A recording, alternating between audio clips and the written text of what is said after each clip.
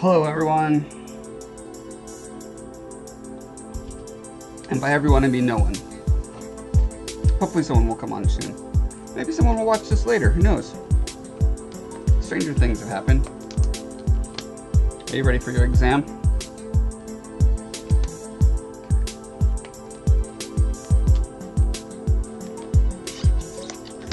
Okay, turn your head and cough.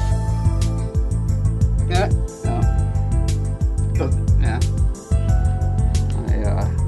My cam doesn't quite capture the full emotional impact I was going for there.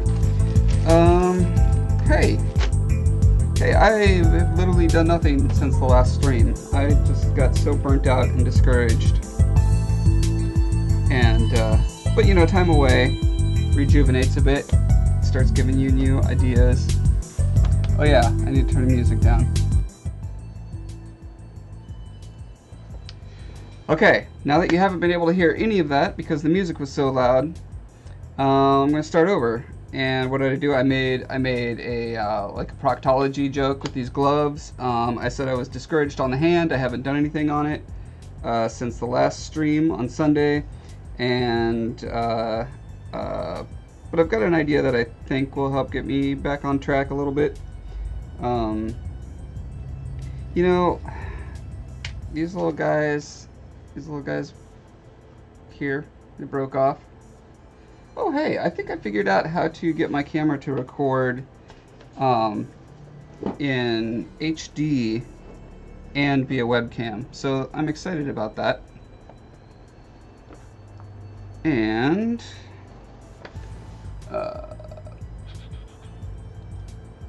so real quick before I get to sculpting the palm better than it already is, I was gonna redo these guys in a material that's not just gonna snap off when you breathe on it wrong. So I have this whole, whoop, no, that just snapped now too. I have this whole kind of apparatus, oh you can't see it, this whole apparatus sculpted out for the finger tip here. Is going to be like, you know, a little pseudo helmet for him, because each joint has a jewel that sits on it in order for the wizard to control it, and then the one that was going to go here was going to be like inset in this little helmet. Boop. How cute is that? It's too cute. That's how cute. All right, so I was gonna make it out of a stronger material. I thought I might make it out of this. What is this? It's been a long day. It's plastic. It's a sheet of plastic. That's what it is. But I changed my mind, and instead I'm going to use epoxy clay because I feel like I can do more interesting dimensional stuff that way.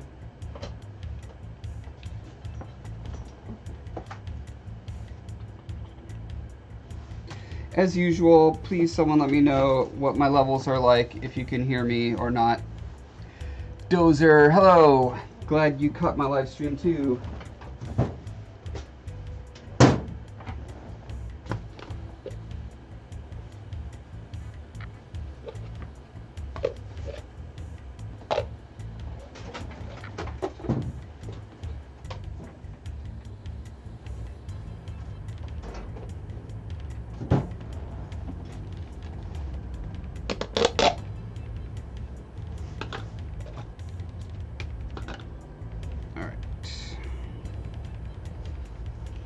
For those of you who don't know, Epoxy Sculpt is a two-part modeling compound.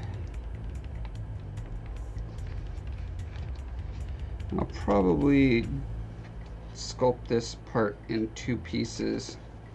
You can see how I have the this little helmet part kind of in two layers. I think I got this white balance a little dark. Oh, other way, other way. That's as bright as it goes. Huh, okay. Huh. Fine.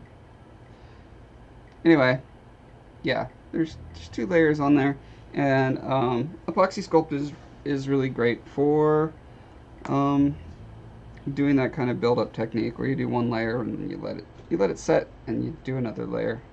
And because each layer is super rock hard, well, not rock hard, maybe wood hard, it's easy to build off of. Unlike Sculpey, which, you know, if you push too hard on it after it's baked, it'll snap. And so I need something that's not going to constantly snap on me.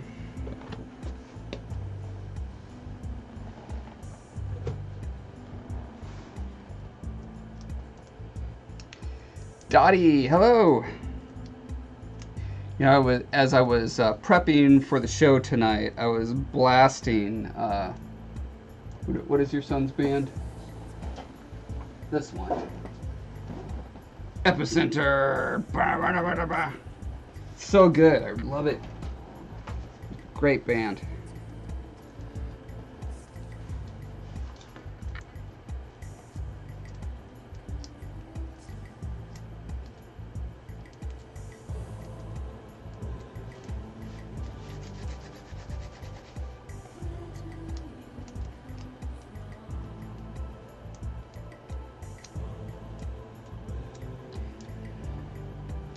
I'm wondering if I should just sculpt it right on there. It's got its pros and cons. The plus side to sculpting it on there is, you know, it's going to be a perfect custom fit to the finger. The downside is then you have to, like, when I paint the skin, I'll have to paint around it. And the other downside is it won't necessarily have that nice, like, flat, sharp effect I want to achieve. So I think I'll do it like I did before. It worked out all right.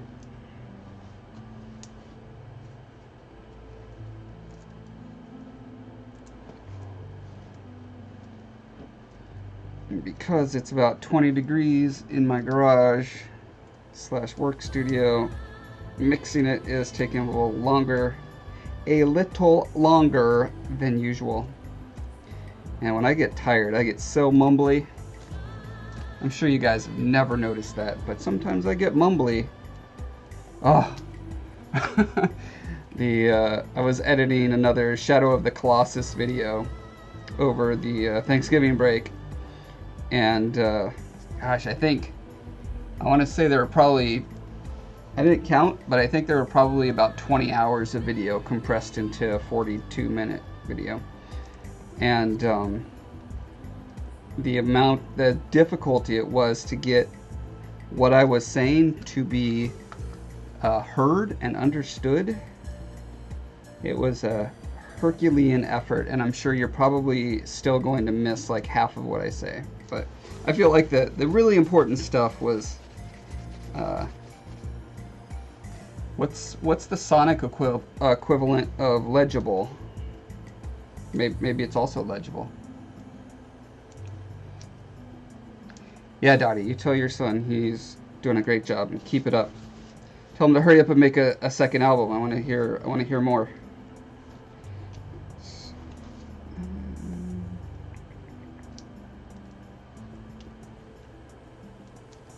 Because that's just what people want to hear after completing a massive project that has probably taken years is, hurry up and make another one!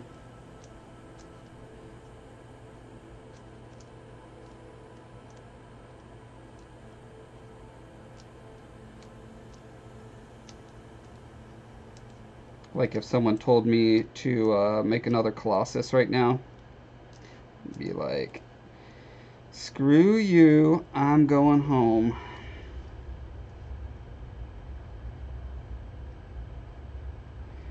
So I think what I want to do, because I'm gonna have like this kind of a long, scary nail here, and so I want the helmet to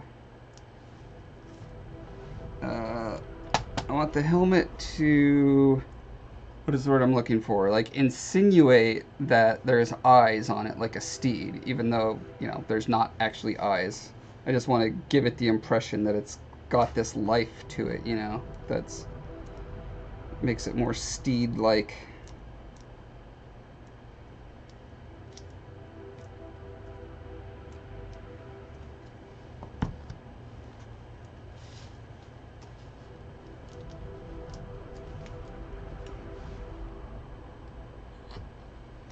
I always use Aves safety solvent. It's the same Aves as the company that makes this brand of modeling compound.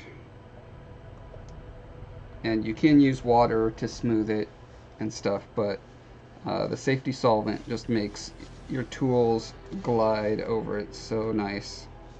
Like butter. Water tends to get a little streaky and it's just not as smooth.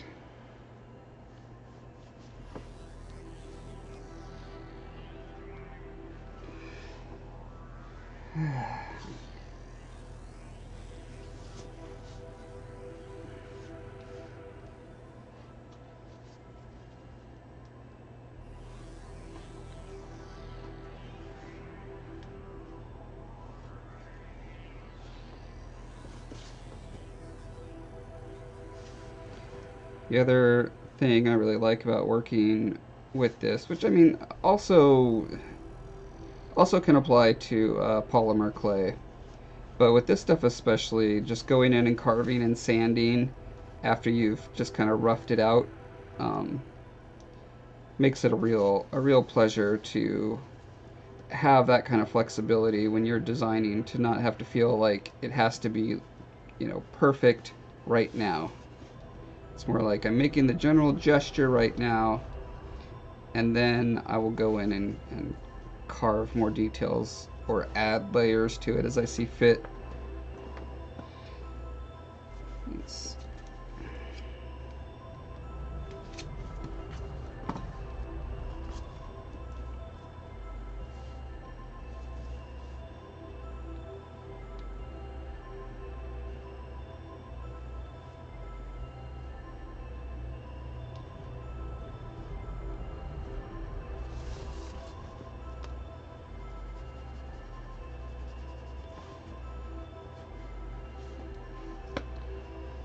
trying to do a design that's kind of like this. I just sketched it out on the on my work paper here, so the helmet would be pointing that way, and then it'll have these kind of winglets, stabby bits on the side.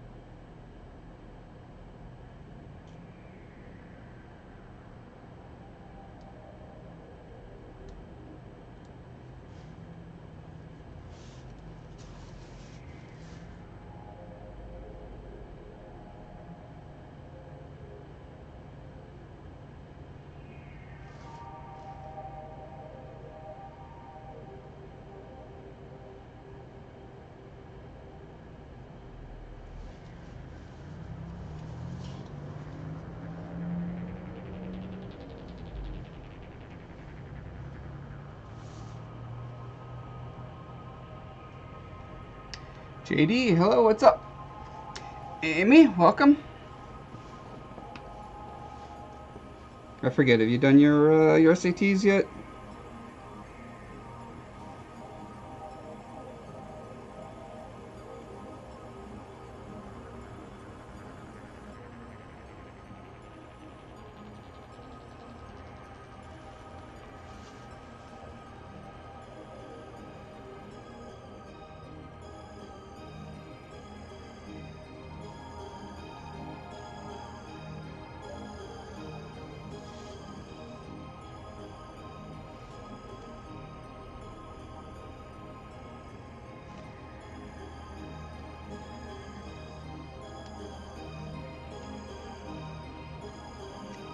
I don't know if I'm quite happy with this. I think yeah, I made it too paper thin.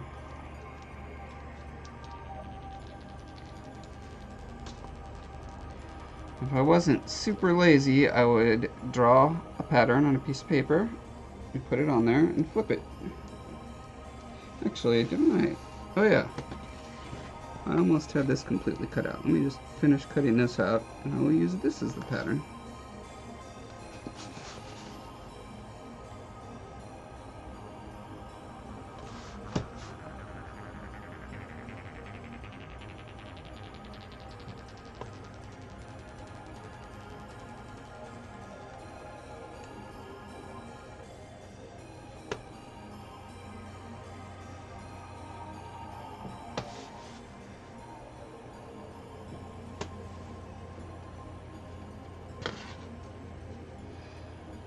JD, yeah, this music does sound like Stranger Things. I was just thinking that myself.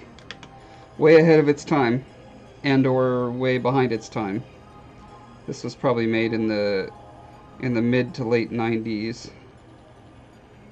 So it was when synthesizer music like this was out of date before it came into date, you know, 3 or 4 years ago.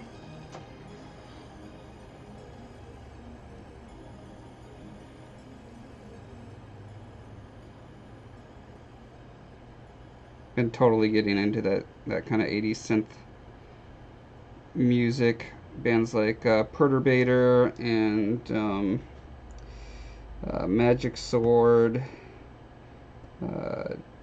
Dan Terminus. Who else?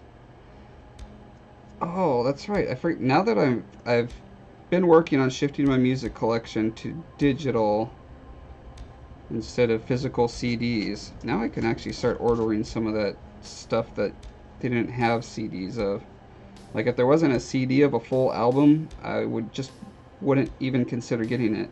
And so there were bands like Carpenter Brute that don't have any physical CDs. I was like, well, guess I'll never hear more of their music. But now I can.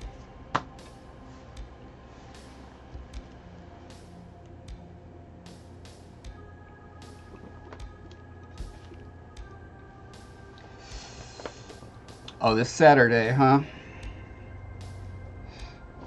And since I need more stress in my life, my English teacher has given us an essay to draft by Friday. Wow. Are there other kids in your class who are also taking SATs? It does seem kind of capricious.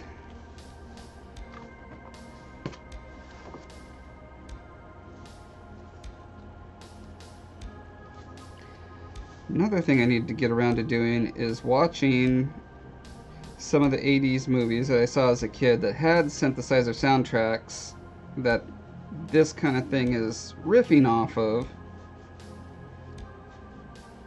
because I remember always hating those soundtracks. They just, and I don't know if my taste has just changed or if I'm just like a slave to popular, you know, like, oh, it's popular now, so I like it. Or if the sounds are actually different and it's just like a vague gesturing towards that sound, but much better. Or, what's the third option? The third option is the 80s soundtracks always, or no, let's see. So one option is they were always great and the music now is almost just like them. So my taste just changed for either because of popular opinion or because I've just got older and more accepting. I think it had most to do with the fact that I felt like synthesizer soundtracks clash with fantasy. And there were a lot of fantasy movies in the 80s that were using synthesizer soundtracks, and that just bugged the crap out of me. It's like, fantasy should use, you know, organic instruments. They should have brass and strings and percussion. They should not be using electronic stuff, or electric guitar especially. Oh my god, electric guitar in fantasy movies is the worst crime against art that has ever been perpetrated.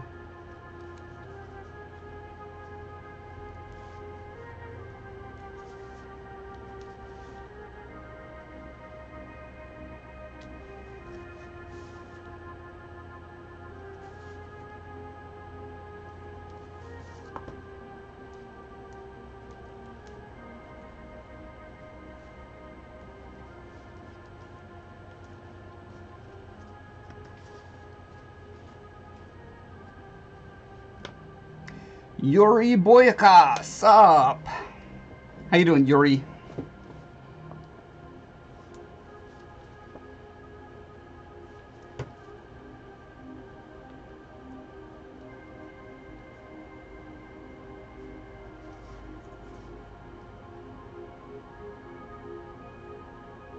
Okay, let's see if I can get it right this time.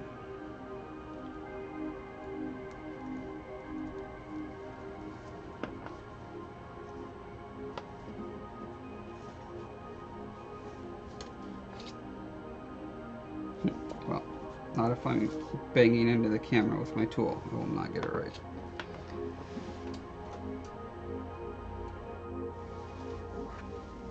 Alexander, what about the electric lute? Ooh, that could be an exception.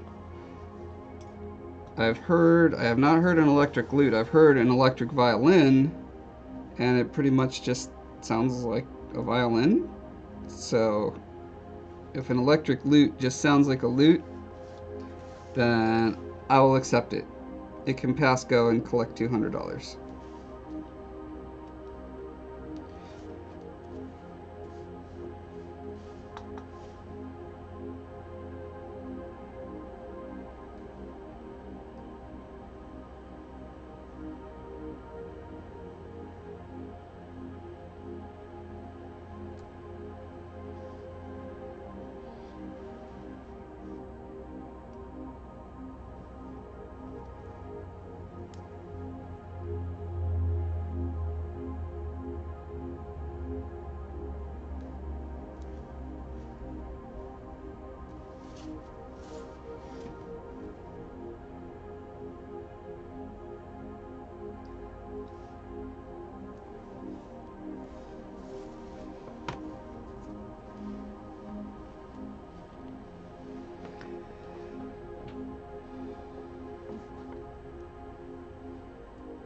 JD says the original Terminator and also Escape from New York come to mind for 80s movies with synth.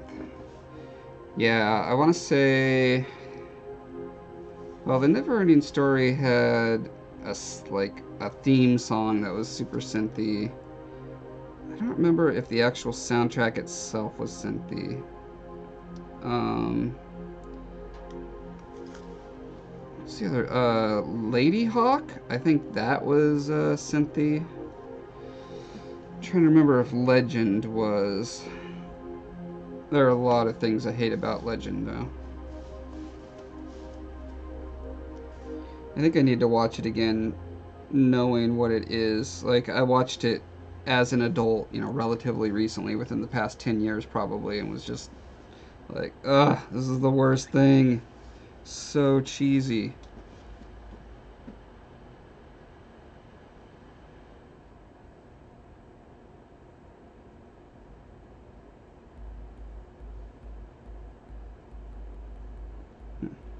I'm just gonna leave this like this. Actually, I'm gonna roll my X-Acto knife over it because it's got all this fun little caked in detail, like caked on gunk, and so I can use it as a texture roller stamp to put a little bit of grit and nicks and stuff on there. Okay. Now to the mask. I gotta figure out if I'm going to do how I want to do these eyes. I think I'm just gonna do something, see how it looks, and then probably squash it and try something else. Thinking something a little kind of skull-like would be appropriate.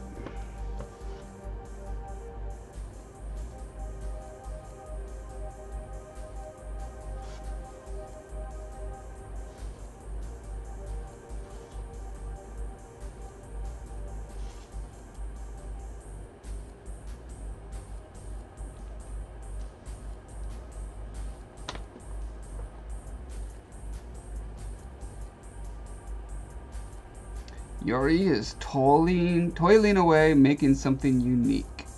Toiling away, I see, me, you're saying I'm toiling away, making... I mean, you know, it's fairly unique. I've never seen something exactly like it before. I've seen The Thing, or... Thing? Not The Thing. The Thing is totally different. But Thing from Addams Family is the hand that runs around. So it's kind of like that, except it's gonna have a hand wizard riding on top, controlling it.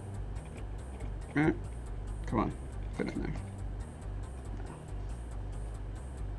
And he's got a little controller on his hand. You can see, and he's got jewels on each. Oh, there we go. He's got jewels on each part of his fingers. So it's like a power glove, and then there's going to be red jewels on this guy's fingers so he can control them. That's the idea.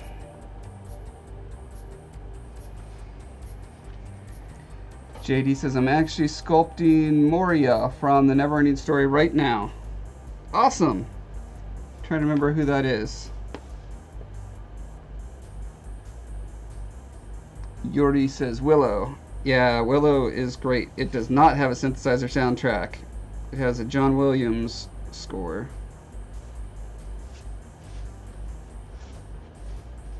I actually sincerely love the movie Willow.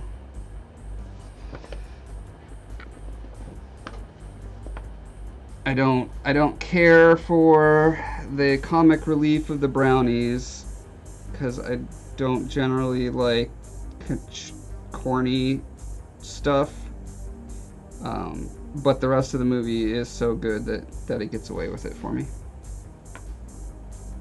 I'm sure they are the highlights for a lot of people. Dottie says, Josh, do you have a favorite song from the Epicenter CD? Not yet. I've only listened to it 1.5 times, so I'll let you know after I'm familiar enough with it to say what I like. Definitely the opening song, number 1, is a real headbanger, let me tell you.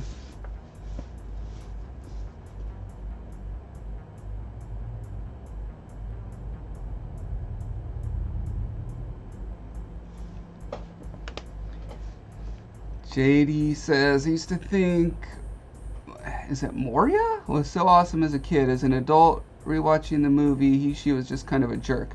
Oh, is that the turtle? Onassis, hello. Yuri says, not The Thing from John Carpenter. No, The Thing is very different.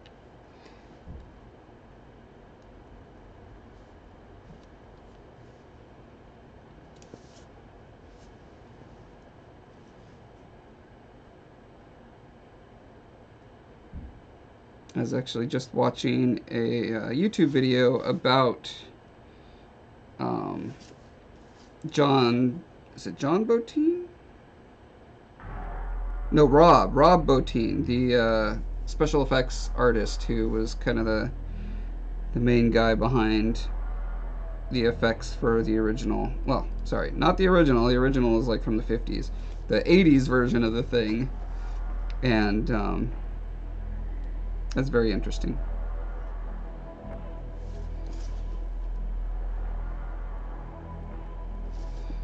It's one of those movies where the effects, you can't say they hold up in the sense that, like, they are so good that you would think something real is there and not, you know,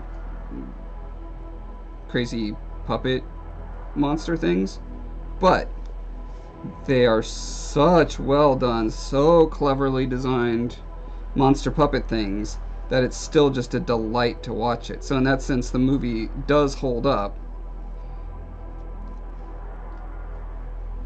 thanks to Rob Bottin's genius.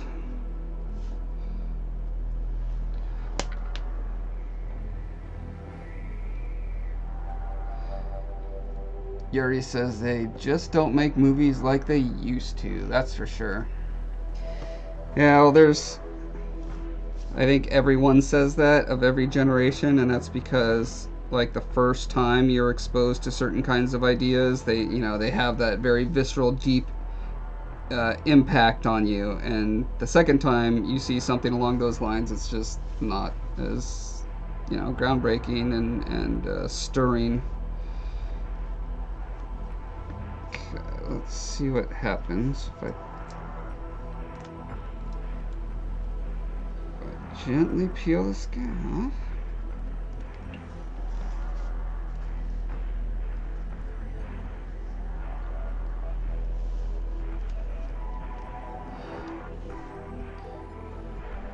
Yeah, you're getting old when you start saying they don't make movies or music or TV or dancing or whatever like when I was a kid.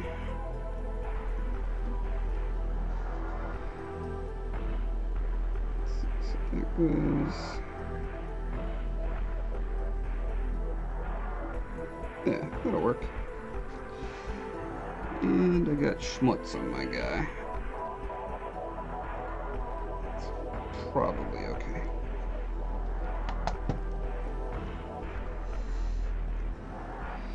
JD says, yeah, the ancient turtle that kept saying he didn't care and it didn't matter anyway. Yeah, that was a weird character. The boy had to convince it to do something. I can't remember what. Atreyu.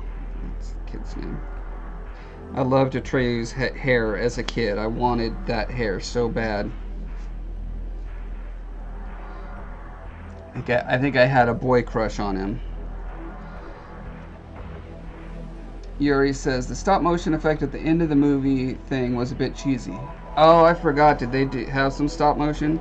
See, that does not hold up. I have not seen any stop motion that holds up in any movie.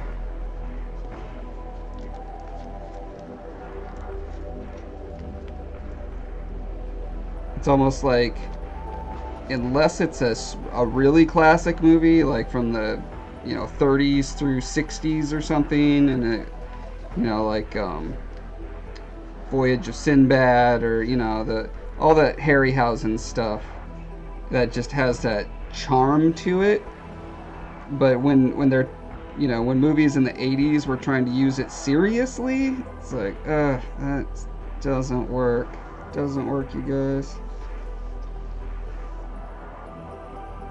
Alright. This will be good for now.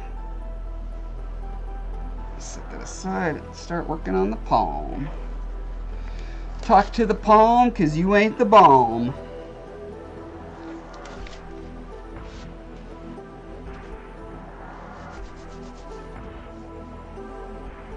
Yuri says Neverending Story was a German movie, I believe, wasn't it? You mean made in Germany? The original language was not German, as far as I can tell.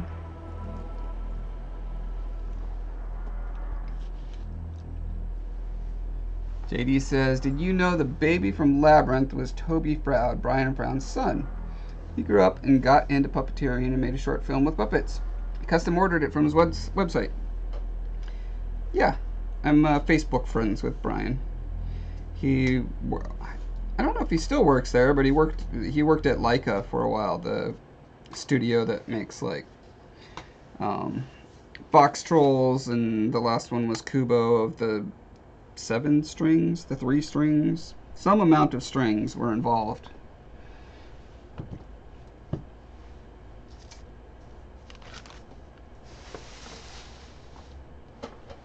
Alrighty. First things first, got to wipe my hands down because I'm going to be using semi-pristine clay that I don't want to get fibers in.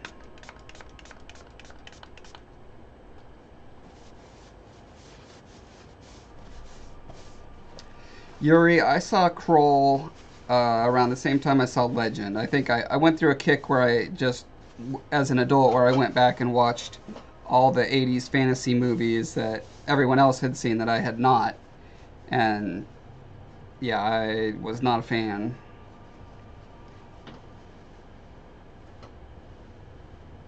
But also on that list was Blade Runner, and I didn't care for Blade Runner either.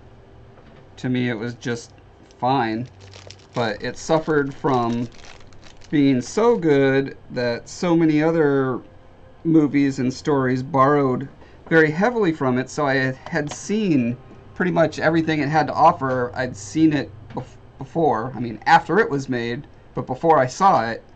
So it lacked all of that novelty that a person seeing it in 1984 or whenever it came out would have experienced.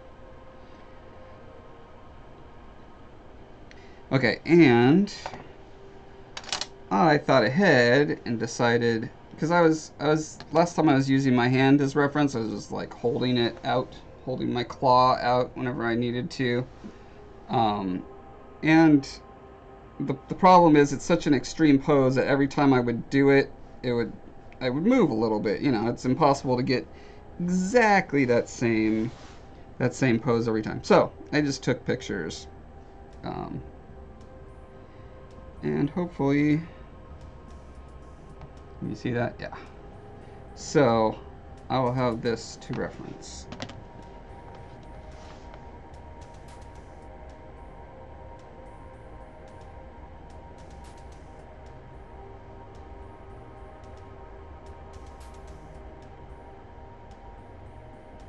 So that is what I shall try to recreate now.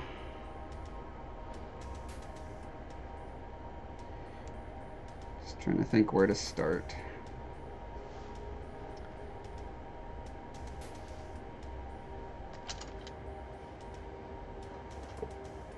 Oh, I'm sorry that made you sad, Yuri. It's always hard when people don't love the same things that you love.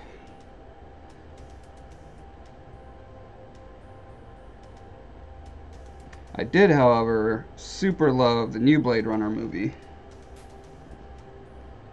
That was one of my favorite movies of the year.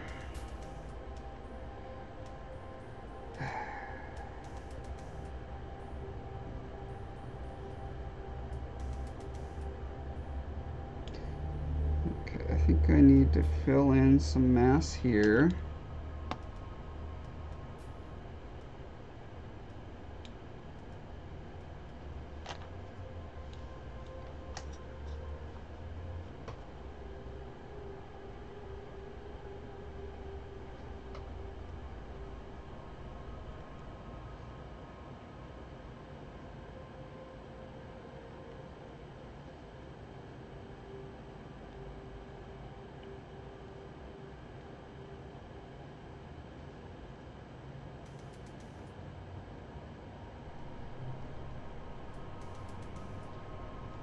Really looking forward to the new Dark Crystal Netflix series. I am such a way bigger fan of TV shows than of movies right now. Like, I almost just don't care about movies.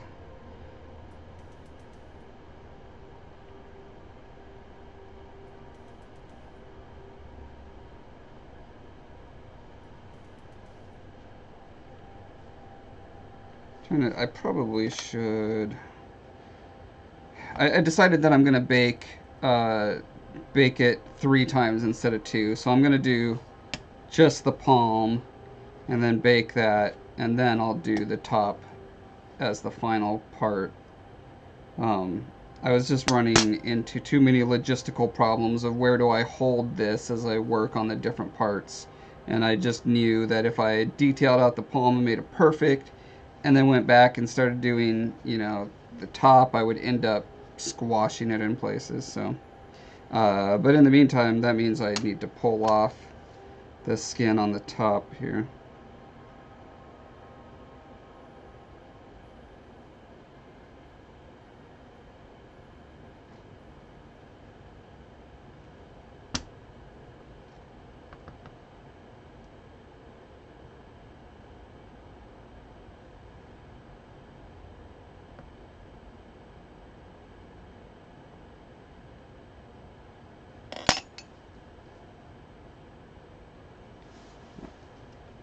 Turn down the brightness now.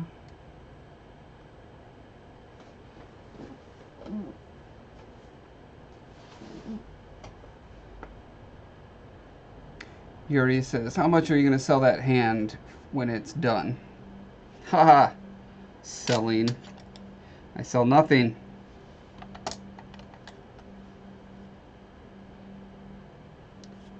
I tried to make a go at finding a way to sculpt and mold and cast in a way that was worth it from my side, you know, as far as getting, you know, maybe at least $10 an hour for my time, you know what I mean? At least. I mean, for if I'm doing real freelance work for people, 50 an hour is my minimum. And there was no way I found to make sculptures of the quality that I wanted without, you know, I calculated it out for a couple sculptures for a series I was trying to do, and yeah, I was gonna make like less than $1 an hour, if that, if I even broke even, because if you set the price to, you know, $10 an hour, $50 an hour, whatever you feel is fair, then my sculptures would have been hundreds or thousands of dollars each. It's like, you could get that, or you can get a really cool toy from, you know, one of those specialty websites for like $100 or $20 or $5. It's like, yeah, there's just no way to compete unless I went into fine arts, and that's just not a field that I care to pursue.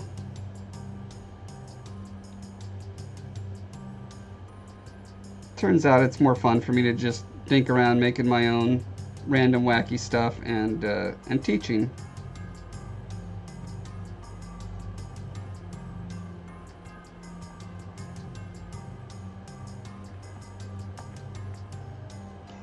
Treasure Hunter, hello. Hey Josh, is that the hand from the Living Dead? From the poster? Yeah, it kind of looks like that. No, it's going to be a steed for this wizard here to ride on. Sorry, it's so dark. I had to turn the white balance way down so that you can actually see this super pale skin and not just be blown out.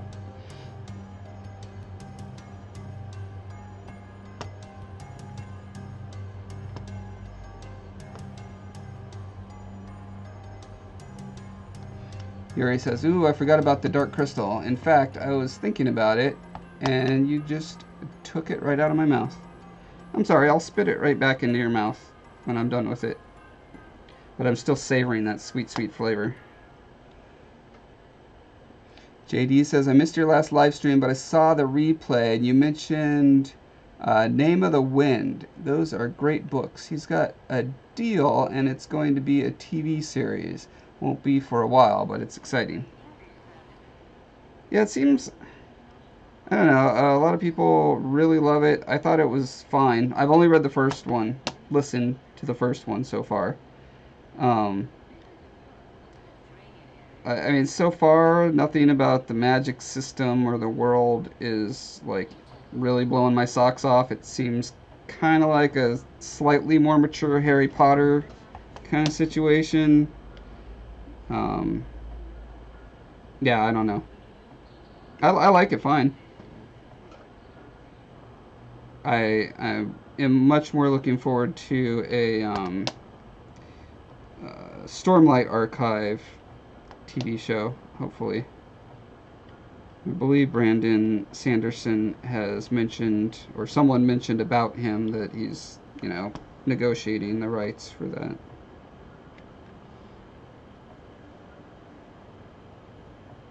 Name of the Wind must just get super awesome in the second book. I think that's the conclusion I'm coming to, because judging by just the first one, I cannot say why so many people have been excited about it and recommended it so highly. Or I'm just a Luddite who's completely missing some brilliance that is there, but I'm too dumb to pick up on it. That is always an option.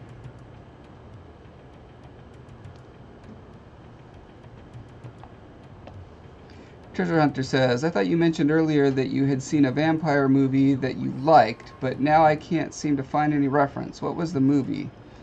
If I even read it correctly. Ooh, a vampire movie that I liked. I just recently went back and watched the 80s vampire movie, The Lost Boys. Or maybe it's just Lost Boys. I don't think there's a the. With Kiefer Sutherland and the two Corys, Corey Haim and other Corey. I like that. That is a fun vampire movie. I'm trying to think of other ones I've liked. I like the Blade movies, alright, but those, I don't know if those count as vampire movies more than just like action superhero movies where the bad guys are just kind of, yeah, they're so almost helpless in that series. Like everything kills them in a heartbeat.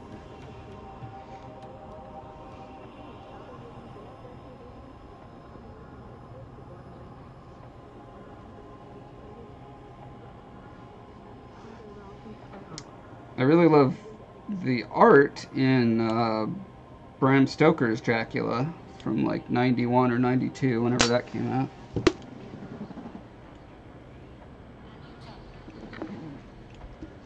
That's got the best costumes and sets of any vampire movie that I know of.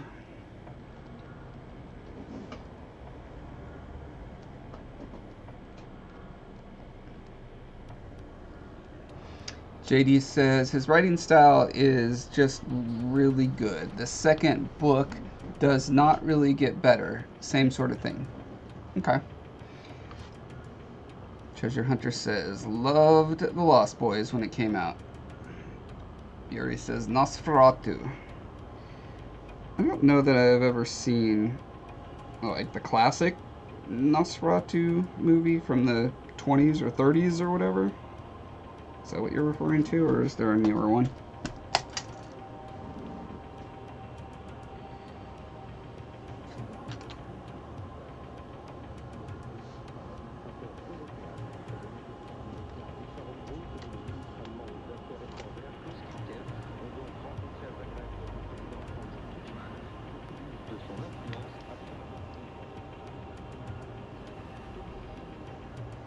I think this is probably a good place to put a seam for where the top and the bottom separate.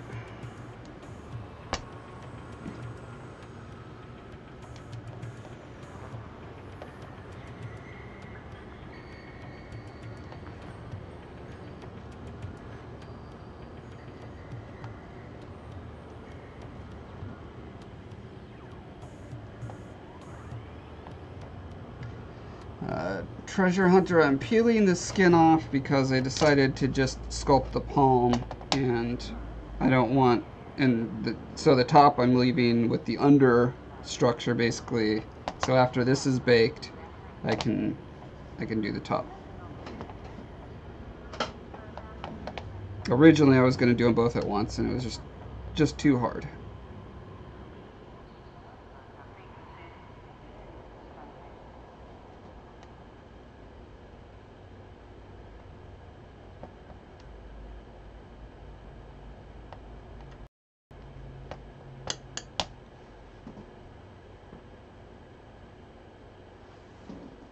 JD says, I really liked Interview with the Vampire.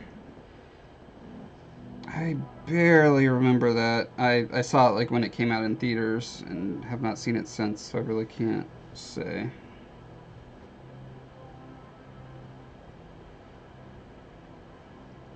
Bitgreen, hello! How's it going tonight? It is going at like 50%. I'm still not in the zone as far as this project is concerned. I had to restart this hand. This was the original, and when I baked it, it got all these colors bleeding through from the primer. And the whole point of this project is to show how to get a realistic skin tone with your clay, not like painting the skin tone over it. Well, painting just the super subtle things like redness in areas and like blue for veins and stuff. But having all these purple splotches completely ruined it, so I had to start over. And I got the proportions a little wrong, like this. Wrong, maybe, is that the right word? It's not so much wrong as it's just like the whole thing is stretched, which is fine. But I'm just not, I feel like I successfully nailed the palm on the other sculpture, and on this one I'm just really struggling for some reason, and I can't figure out why.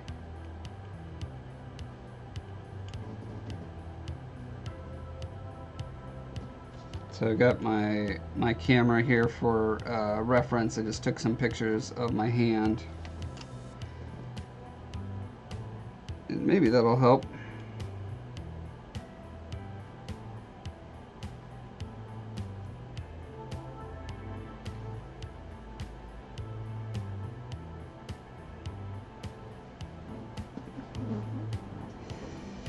Treasure says, I take it that you're using polymer clay then? Yes. Yeah, I'm doing a video on, I'm doing an intermediate series of polymer clay classes, and this is going to be the first one.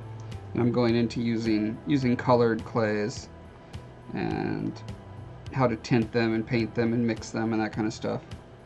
And, you know, part of that is relearning myself because I haven't really played with colored polymers in many years. So I'm relearning things that I had to learn before, such as don't put them over a surface that has been primed with paint, because that makes splotches bleed through.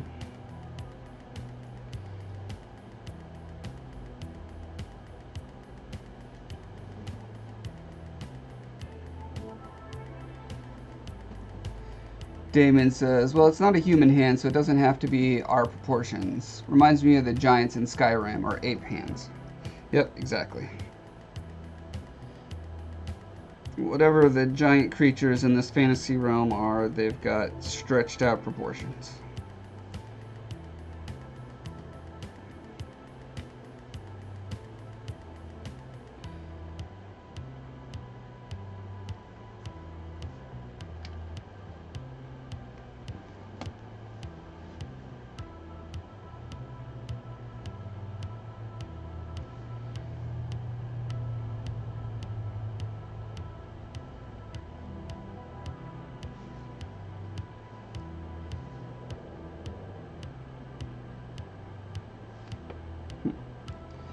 Had all these lines going the wrong way.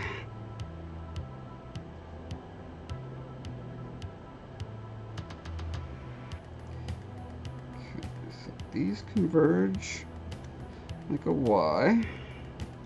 There's a kind of a vein that comes out of there.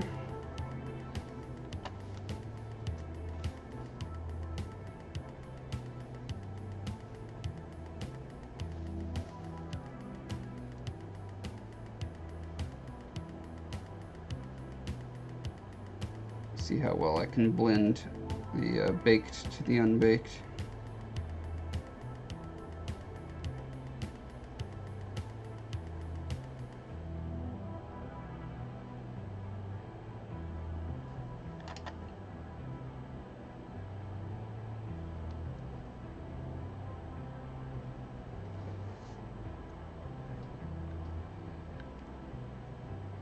Treasure says, I take it this is for your fantasy world that you are working on with your mother.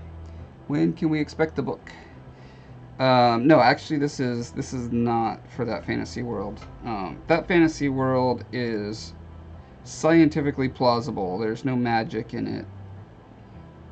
There are giants, but they are not humans just scaled up. Turns out if you're actually paying attention to physics and science and stuff, if you have a giant creature, the way they metabolize, the way they distribute their weight, all that stuff has to be completely different. There's no way a 50 or 100-foot humid could actually like stand. They would either like displace so much of the ground beneath them that they'd be sinking everywhere they go, or their just internal structure would break down. What I really like about doing the world building with science and physics in mind is it forces you to think very differently and stop relying on tropes and cliches. So it makes the world really unique. I mean, not that you can't make a very unique world that's just fantasy random magic either. I mean, there are plenty of, but there's just so many worlds like that. I just wasn't interested in making another one like that. So I still do my whimsical fantasy stuff like this just as art projects.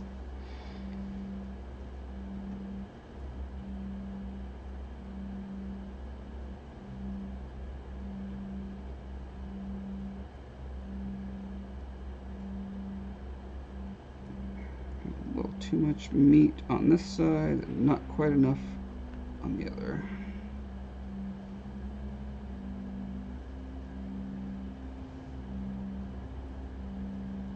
Treasure says it's so funny that you actually know that. Know what? Like that that you can't just randomly scale up a creature and it works. Scale actually matters. Yeah. It's something most people don't think about, I suppose.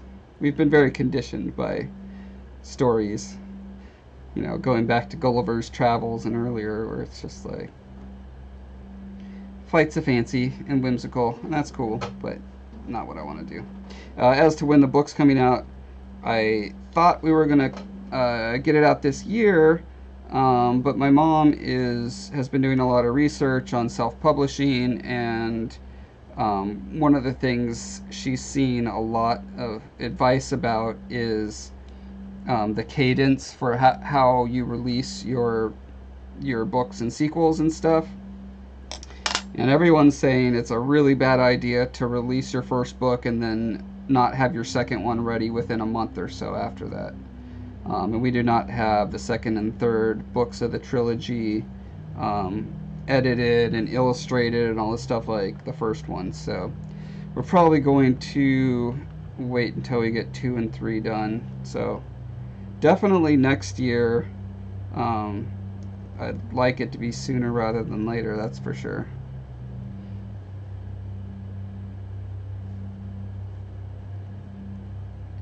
But I certainly agree. It would be frustrating to get a book out there that becomes popular and everyone loves it, and then they're like sitting around for 6 months or something and forget about it by the time the second one comes out. That would be bad for everyone.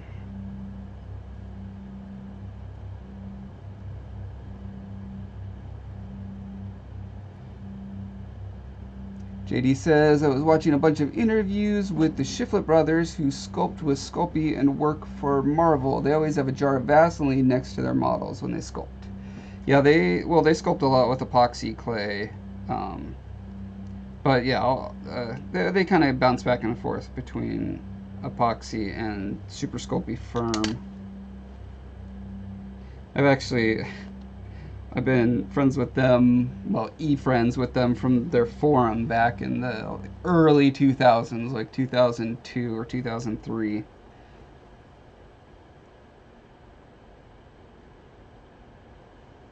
Not met them personally yet. One of these days I got to go down to one of those Monster Palooza type conventions and say hi to all these people that I just kind of know from the internet.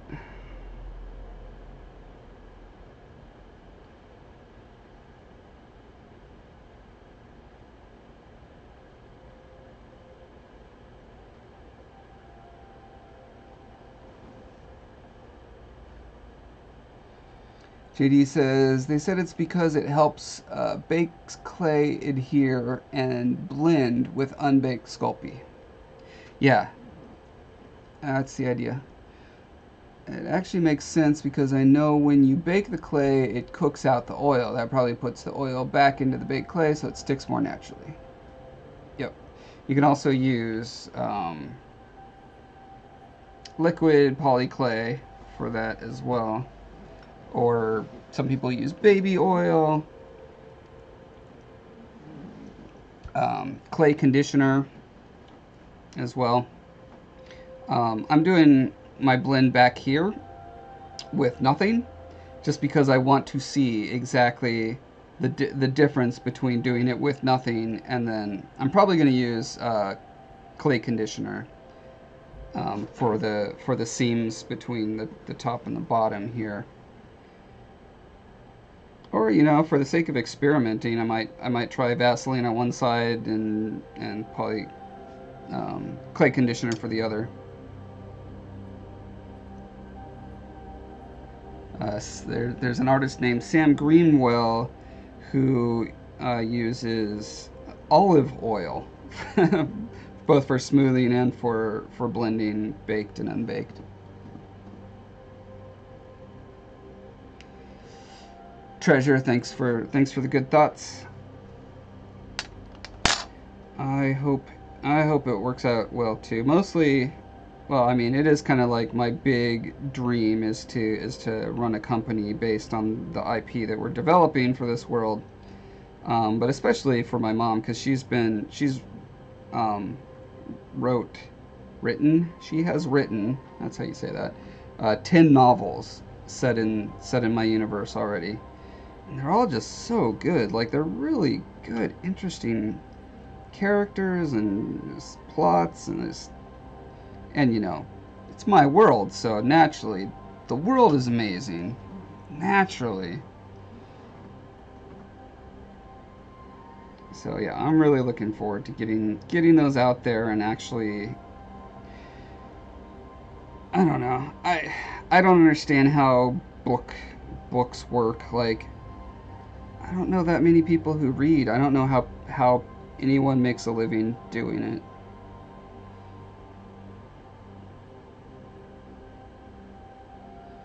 My mom has published a couple of novels through various publishers throughout the years.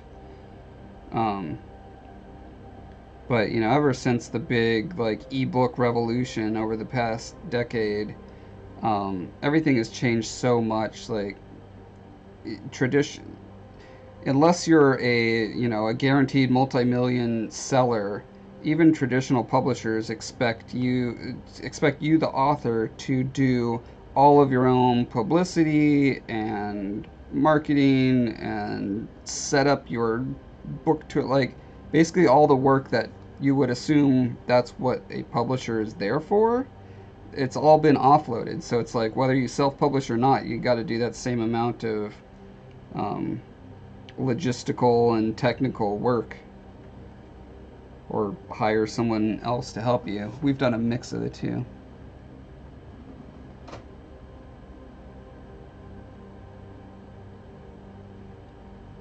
Treasure says, odd question, but are you working in a cold garage? Yes. Yes, I am. That's why I got my hood up and my fingers are stiff.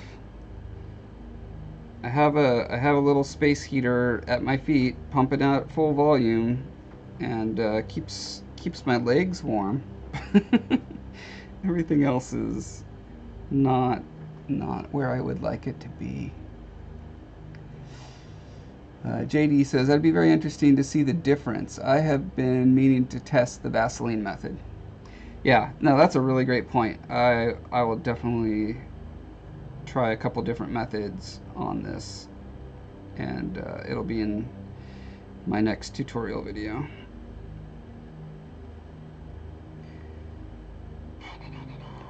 Actually, this is a pretty nice big seam here. I might try a method on this. I'll go none here, Vaseline here, clay smoother here, baby oil there, you know, just see if there's a difference at all. Treasure says, where do we find those books? I read a new book every week. Wow, that's impressive. Well, her latest book is actually a book on how to write science fiction, fantasy, and horror. and I suddenly can't remember the name of it. It's something generic, like how to write specular. Sp-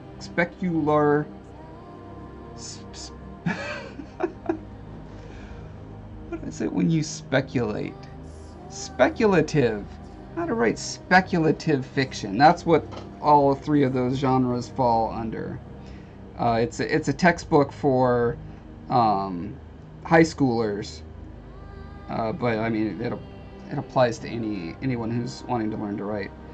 Before that, she has a trilogy called the Shatterworld trilogy, which was originally published by a house that had never actually done sci-fi before. For some reason, they were like, "Well, we'll do yours," and didn't do a great job. And so she got the rights back to that, and then it was optioned by a couple different places. It's just been a crazy. She's got some things in some anthologies, like in Orbit. I want to say Orbit 21 from back in the 80s or something.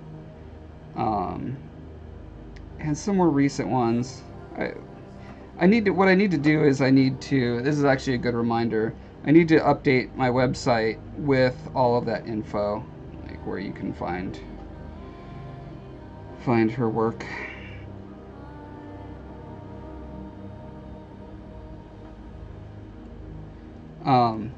But actually, a treasure hunter, if you are that voracious a reader, I would absolutely love it if you want to give the first book in the trilogy a beta read. I've got a bunch of people currently beta reading it, but it's really hard to, you don't get a lot of follow through, if you know what I mean. So if you're interested in giving it a try, send me an email at breathoflifeart@gmail.com, and I will add you to a Google document. And on that Google document, you can just select any text, and it brings up a little comment button, and you click it, and then you can comment anywhere on anything, and that would be super awesome.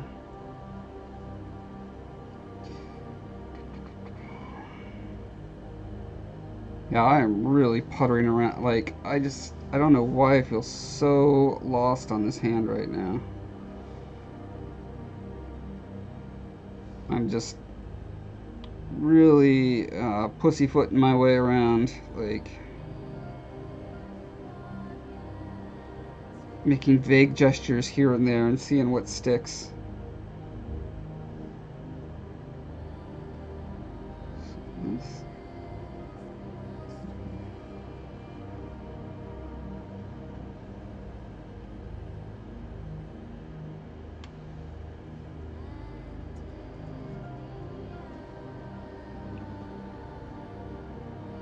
Demi, hello!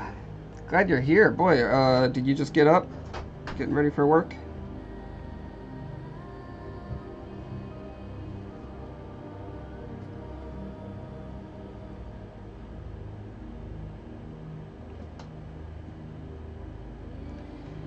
Treasure hunter, your name is Ron.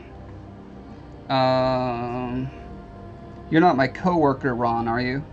Or Ron Swanson from Parks and Rec? If you're either of those Rons, that'd be awesome. But if you're not, then I'm very glad to know your name. So yeah, email me, breathoflifeart@gmail.com.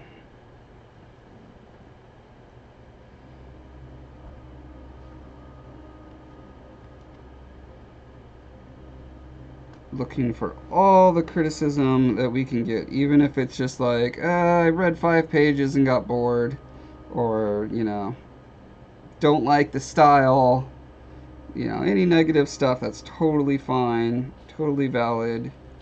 And I'm also totally looking for nitpicky stuff like, this isn't physically possible, or, if that person had that wound, it would take X amount of time to heal, or I'm actually trying to make it super realistic, which is totally bizarre for a fantasy book. It's the world is technically science fiction. It's just like post-apocalyptic science fiction on a different planet with genetically diverse humans that have crashed there and have been there for thousands of years, and all the different sentient races there are kept in a perpetual state of pre industrial revolution, basically. If that kind of stuff starts up, it's instantly suppressed by some shadowy powers that don't want the different species to become technologically advanced for their own protection. But it reads and aesthetically is a fantasy world. So I think it's a pretty unique mix. Most stories that mix sci-fi and fantasy do it like on the surface, where it's like, oh, they've got swords and laser guns, and they ride on chocobos, and you know what I mean. It's like, it's just a random mishmash of stuff, Final Fantasy style. And I tried really hard to have a different take on it than that.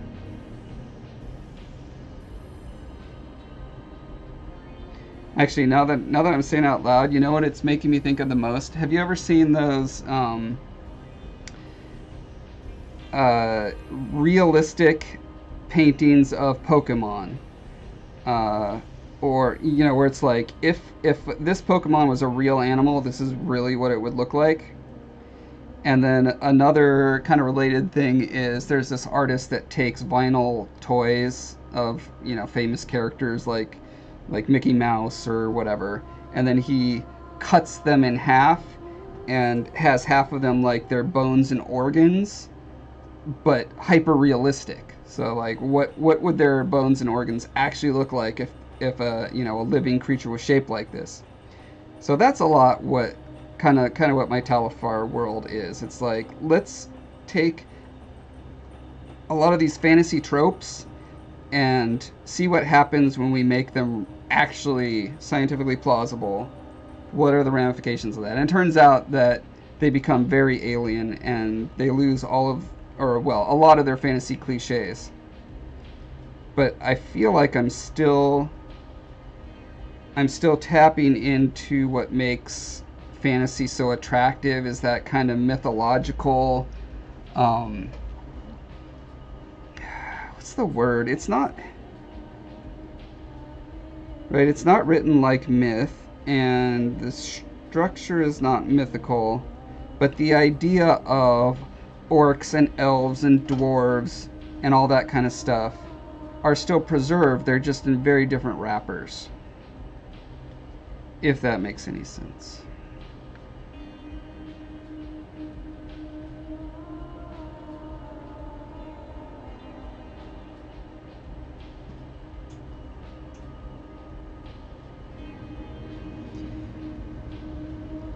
Ron says, no, lol, I am a simple Canadian.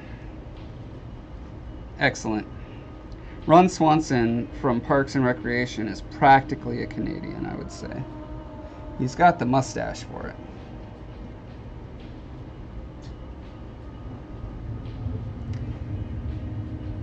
Get me 7:15, getting ready for work. Aw, sad. Amy says the realistic illustration of Mario is really creepy. Yeah.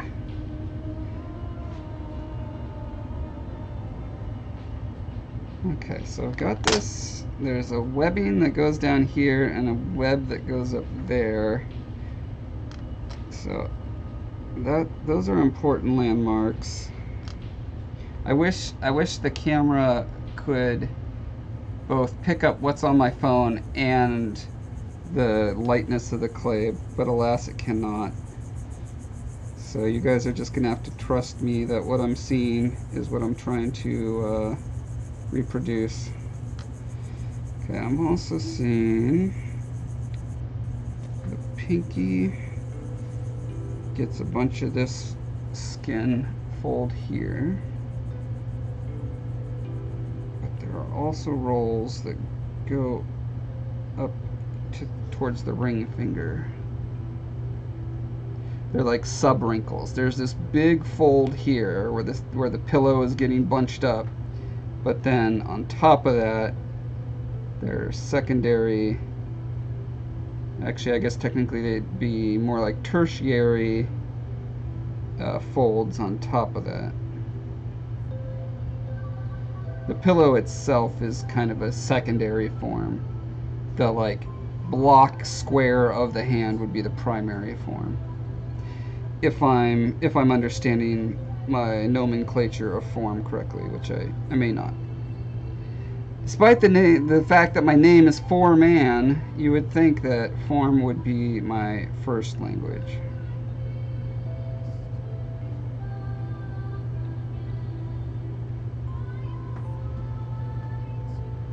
JD says, does your mother write on a schedule or have specific writing habits that help her get through so many finished works?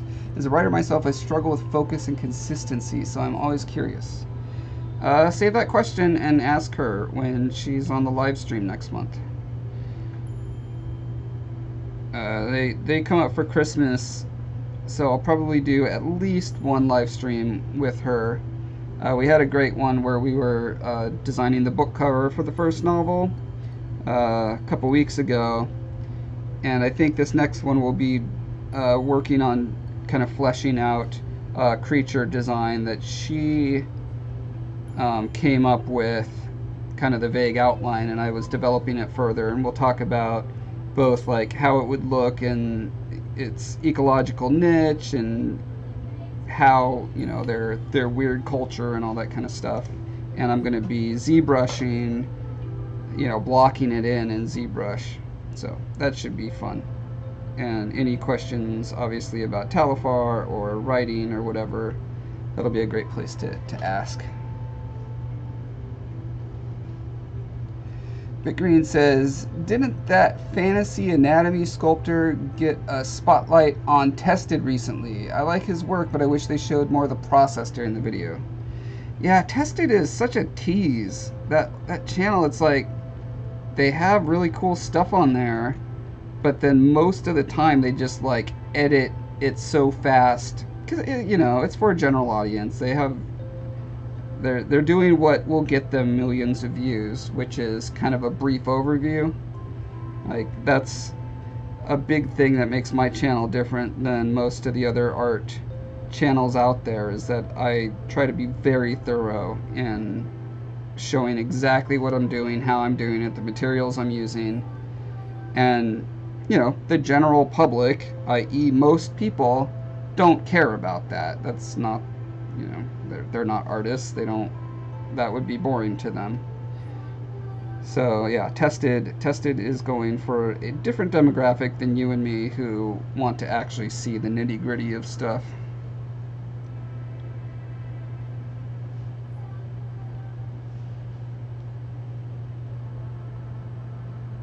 JD says, the book The War of Art was pretty helpful, but it stresses that professional writers write if they feel like it or not at the same time every day, which makes sense. Professional writers write if they feel like it or not at the same time every day. I don't know if you had a typo there or if I'm misunderstanding. I'm not picking up what you're putting down. I personally listen to like 6 different podcasts on writing, and the diversity of how professionals go about it is pretty staggering. There are people who wake up at 5 a.m. and then they write for 4 hours straight, and they just do that every day, and they pretty much guarantee to come away with like 10,000 words, and they're just machines like that, and they can do that. And then there's others that are like, they'll go for days or weeks or months between writing anything, and it's just like they have to have that, they have to be inspired or whatever. So yeah, I don't know.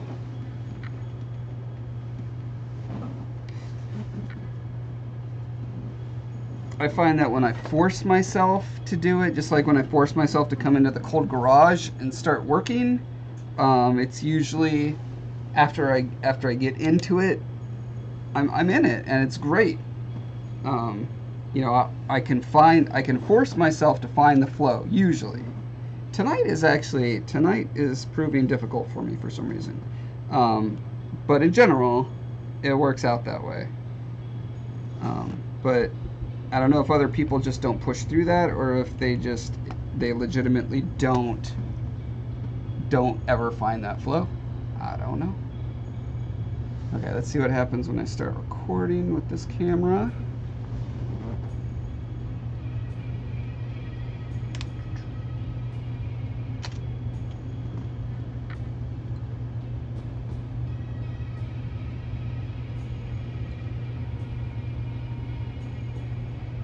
Okay, I'm gonna sound sync this real quick. Cover your ears if you're sensitive to loud noises.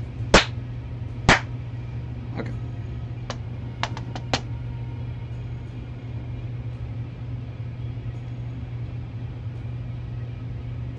Ah, that was way more than I wanted.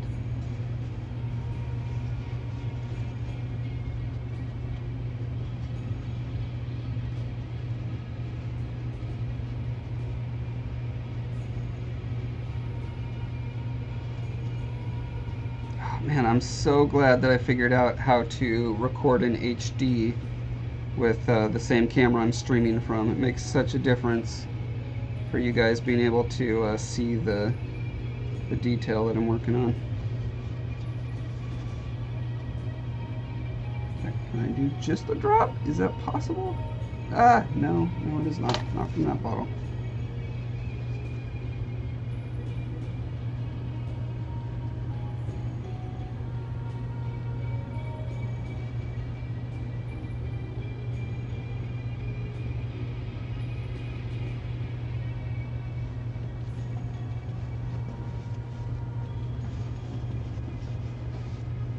JD or Dottie says, I watched this stream when you had your mother on with you. She is adorable. Yes, she is. I love my mommy so much.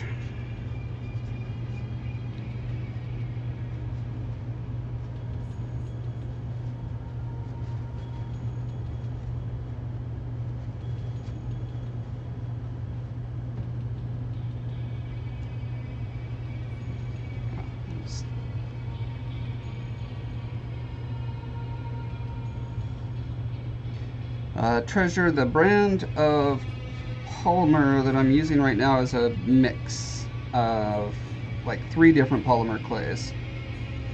I'll go into why I did that in the video, or I mean you'll see the specifics of it in the video. I'll just tell you now that it was because I was trying to, well, I had a limited amount of samples that I had, and so I baked, here they are here. I did a test to see which brand would give me the fewest amount of moonies and be the right like color and tone for what I was trying to accomplish. So that's Super Sculpey, I don't remember, Sculpey Living Doll, Cernet. What is PS? It's something. Anyway, I ended up mixing a bunch for this, and I kind of ran out, so I mixed some more clay to be like similar to it, and we'll see how that turns out.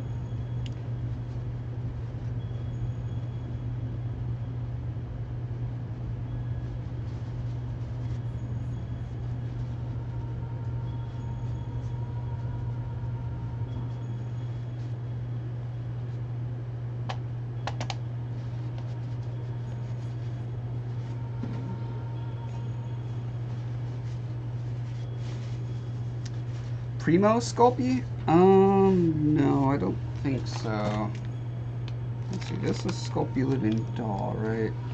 Oh, Pro Sculpt. I think it's called Pro Sculpt.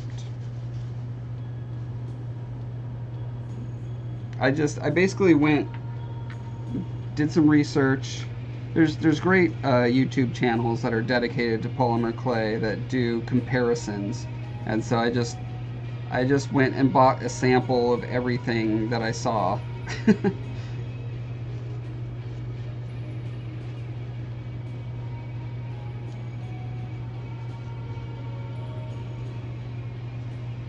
Okay. So once that's in there,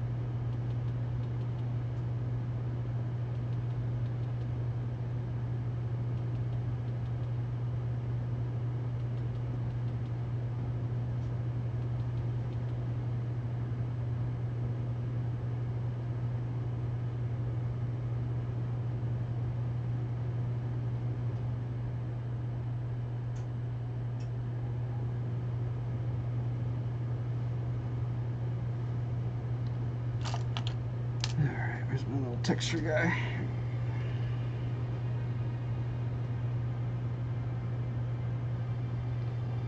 The worst part is blending textured, because you gotta try to recreate all the flow of the texture that was on the thing you're blending to.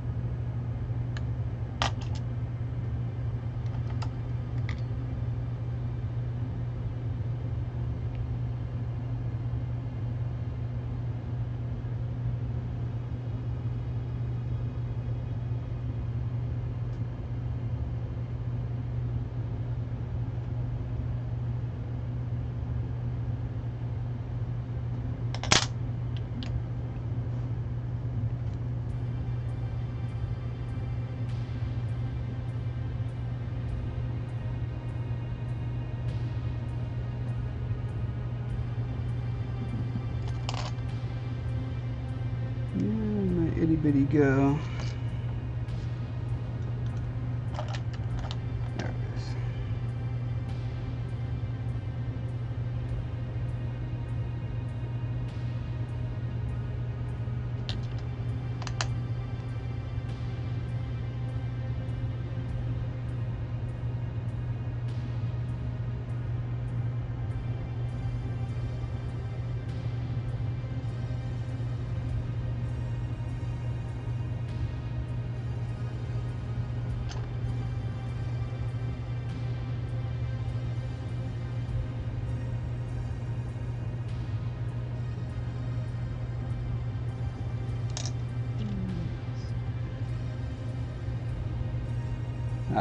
Soft rubbery tool I think is better for when you're blending baked or unbaked onto baked. It just gives you a softer line to begin with, so it's not such a harsh transition when it goes over.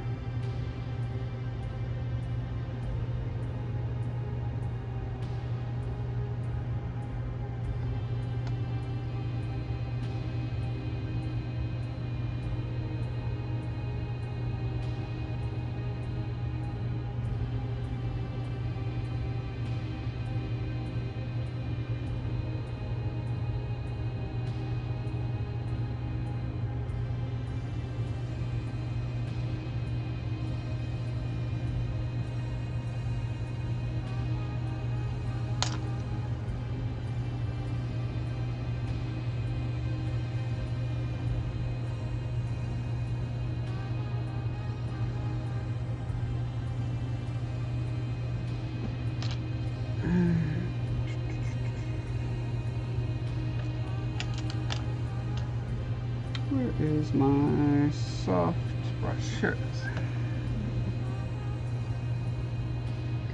We got 91% alcohol in here.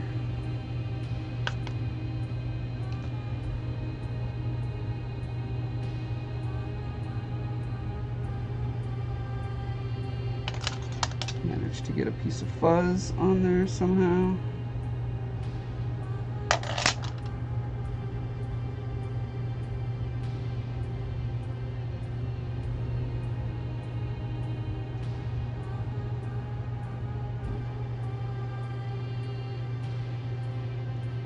So alcohol kind of has the opposite effect of the clay conditioner. Makes the clay stiffer and less pliable and drier.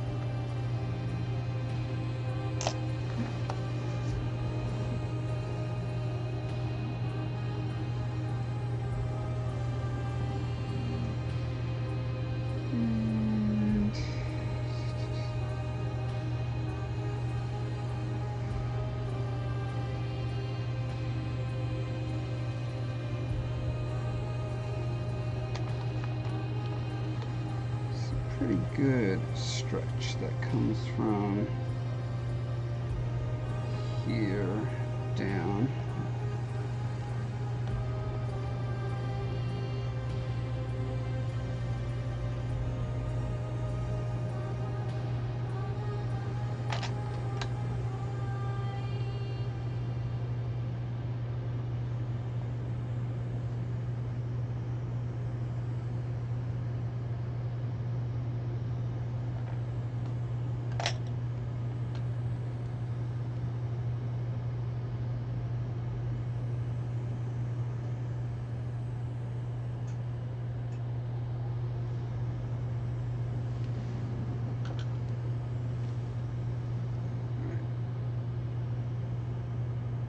Dump another 12 gallons of the stuff on here.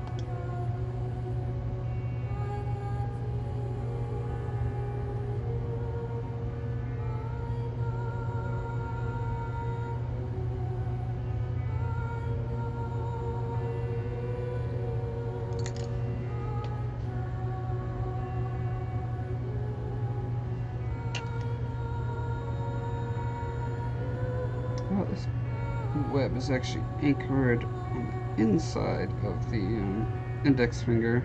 That's interesting. Not have expected that.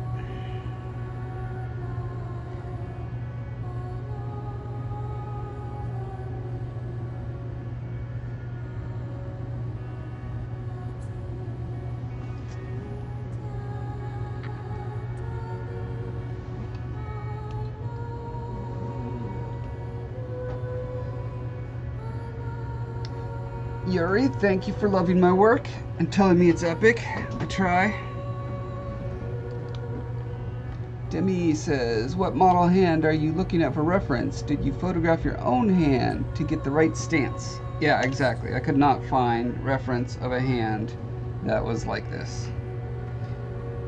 I would love it if I had, actually, come to think of it, I probably could have found someone who would have hand modeled for me at work. I would love to find someone with like old craggly hands, because those always have the most character.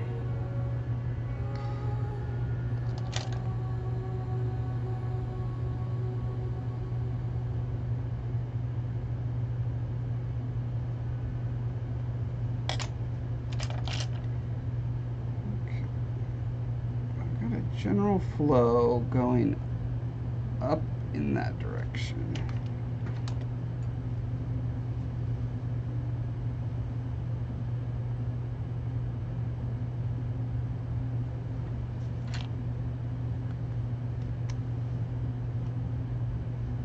What do you think of that? Is that art or what?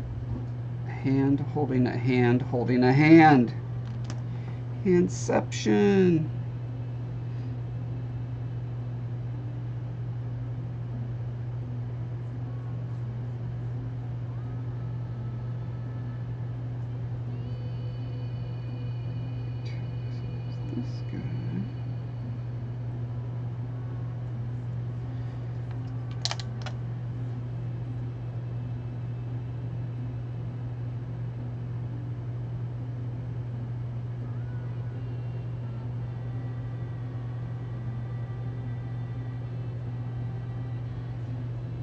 I need to just like really exaggerate, cut these forms in.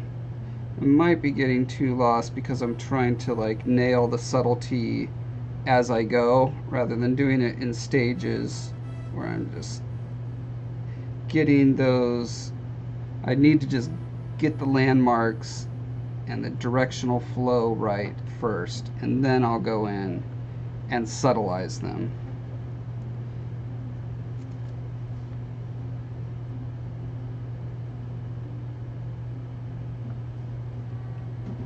Treasure says, so I have to admit I'm a bit confused about the process. As I understand it, you are adding the palm to an already baked hand structure. Correct. When done with the palm, do you intend on baking the entire piece, including that which has already been baked? Yes, that is the plan. This is a multi-stage bake process.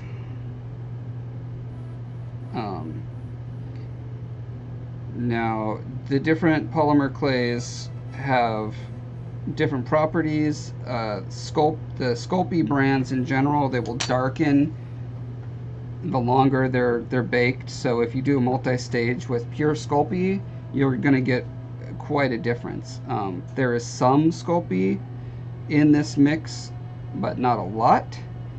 And I'm just going to see how dramatic a tonal difference there is between the baked and unbaked. I think it's not going to be enough to be noticeable, but we will see. Like I said, I'm relearning a lot of stuff because I haven't done flesh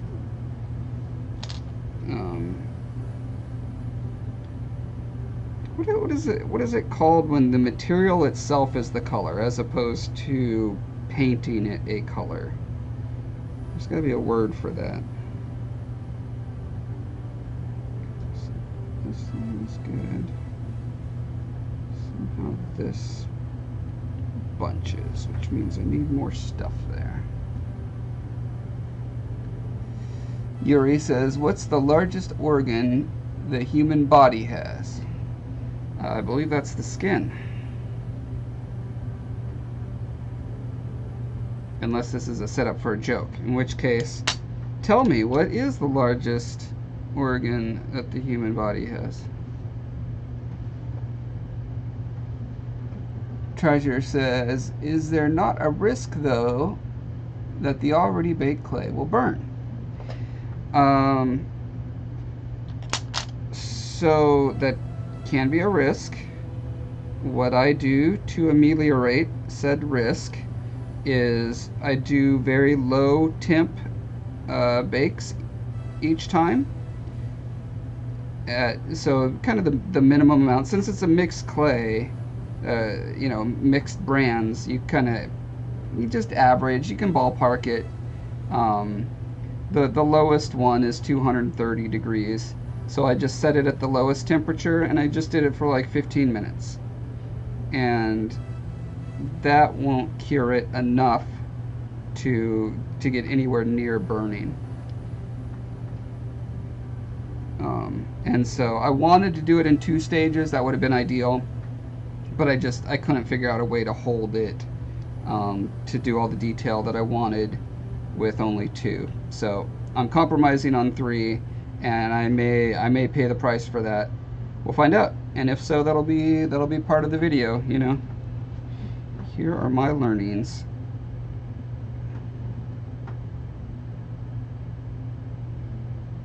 Okay, so got this guy now. Got this guy now.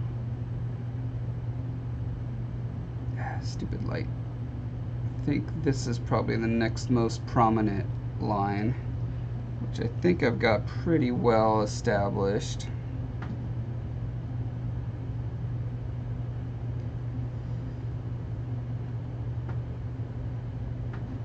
I think I can make this guy a little deeper and puffier.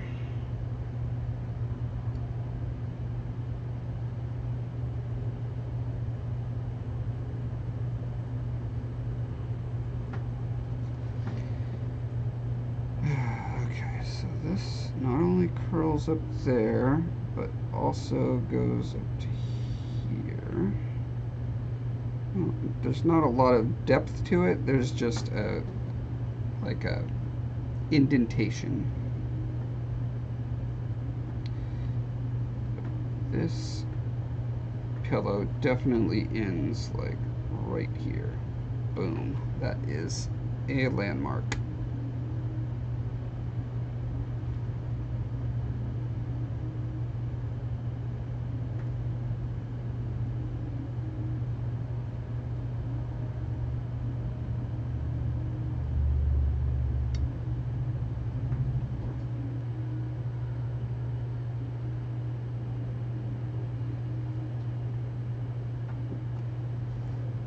Protein shake, yo!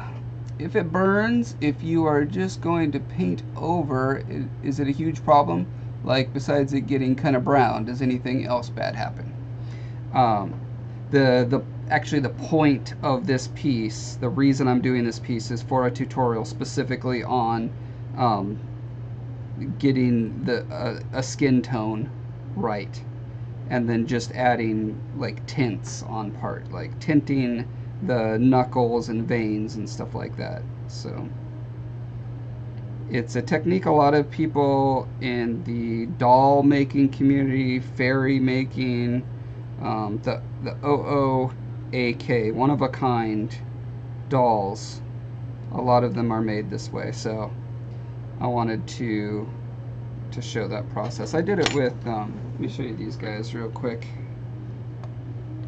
Come on.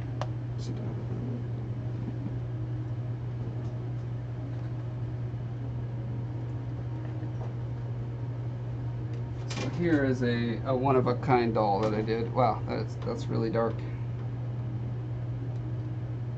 Ah! It's coming at you out of the darkness. Right, so all that skin is just, that's the color of the clay. Actually, his costume too, that's just the clay that I mixed. And then it's just all about giving him rosy cheeks. He's really dusty. And that sort of thing. So that's what I wanted to tutorialize.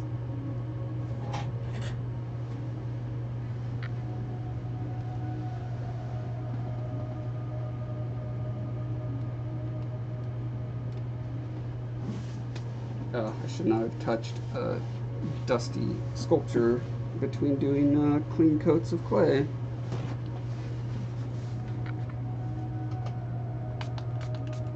And I should not have blown dust off of a sculpture. Oh my gosh, what an idiot.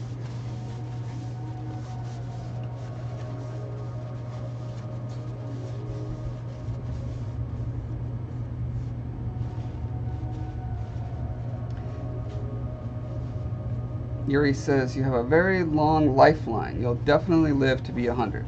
Oh, you're talking about my palm reading? Is that what you're doing? Excellent. I do need to live to be at least 100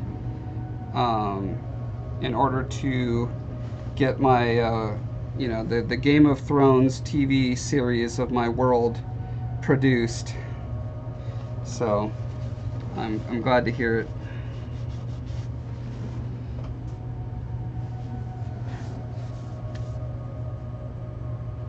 Routine says, oh, okay, I'm new here, and I make kind of cartoony figures, so I paint over everything. Yeah, that's my usual technique. You know, this guy was you know, completely painted over. Well, he was a 3D print, so he had to be completely painted over. And that's how I usually do things. But not today!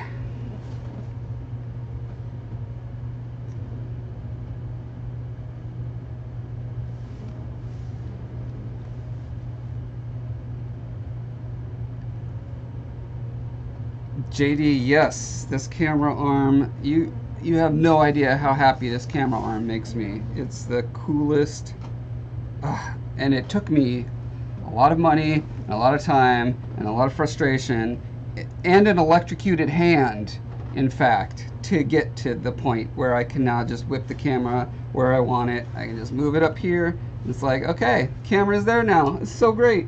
No, I want it closer now. Boop, done. It's great. Oh, not to mention $1,500 by the time all is said and done. So, if any of you guys are my Patreons right now, thank you so much. I'm actually going to do a behind the scenes Patreon video right after I'm done with this tonight that I'm going to send out for Patreons and people who are members of my my newsletter, which I really should. I'm so bad at promoting, guys. I need to get better at it.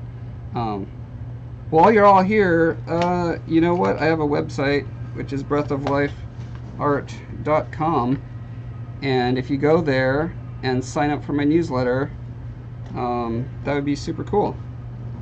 You'll see all the latest stuff about books getting published and tutorials coming out and world development and silly articles that I've written under a pseudonym where I make up facts. I mean, there's just so much stuff there. You guys should all go and check it out. Okay, enough promotion. So, I think I've got the landmarks to a point where I'm happy to start putting final skin over them. It's time to get skin in the game, you guys.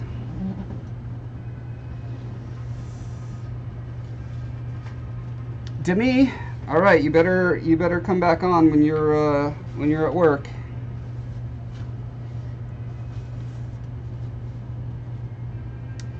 Big Green says, do you plan on connecting the metal plates on the back of each finger to the wizard's platform with wires, or are they controlled wirelessly? The idea is they're wireless. They're like, if you have read Brandon Sanderson's Way of Kings, they have these, they're like, actually, I think they're red jewels, and they're on like a little stylus, like a pen. And so one person in one part of the world writes with their pen, and then in another part of the world there's another pen that has a paired gem, and that pen writes whatever they're writing. So they basically have wireless communication across the world that way. And so that's how he's controlling it. Just whatever he does with his hand, it's like motion capture, and it gets translated to the hand gems. Which I'm 80% sure, I'm 75%, I'm 60% sure that I came up with that idea before I read it in that book.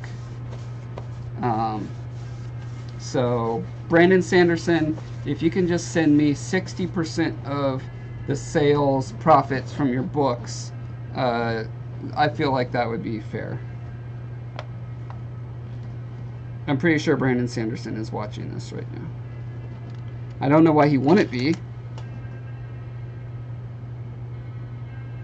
What else is he gonna do? Write like 48 books a year?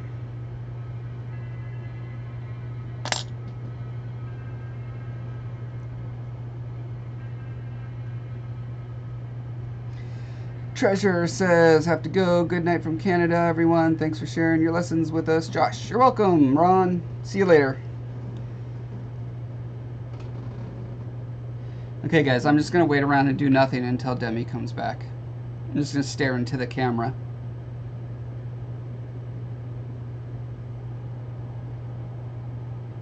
It's perfect music for just staring into the camera. Can you guys hear the music? Yeah, you can. Someone commented on it earlier. Okay, that's too much. I can't pull it off. Sorry. Sorry to me. You're missing stuff. You know, if you would just get your priorities straight and quit your job so that you can watch my streams whenever they're on, then this wouldn't be a problem.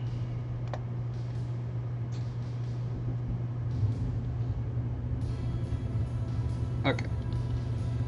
So there's kind of a mod podge of different types of clays on the palm right now, so I'm putting a fresh coat of one consistent color over there. It's not exactly the same that's on the fingers, unfortunately, but it's very close. I'll show you that the unbaked clay that is on the fingers is this clay, and this is the clay that I mixed, so it's pretty darn close. Pretty close. I can't do Larry David. I wish I could. I wish I could do impressions. Like, if I could pick two new skills that I could just suddenly download into my brain, the first one would be the ability to speak a second language, and the second one would be the ability to do impressions. I envy people who could do impressions so much. I'm really bad at them.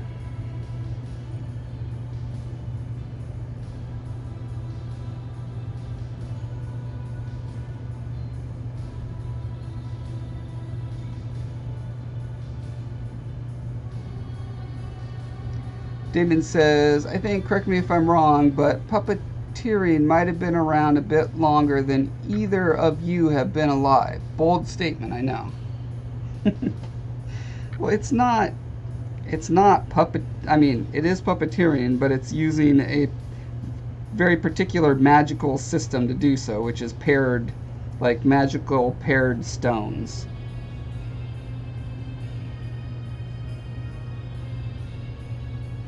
In the original concept art, he just kind of had like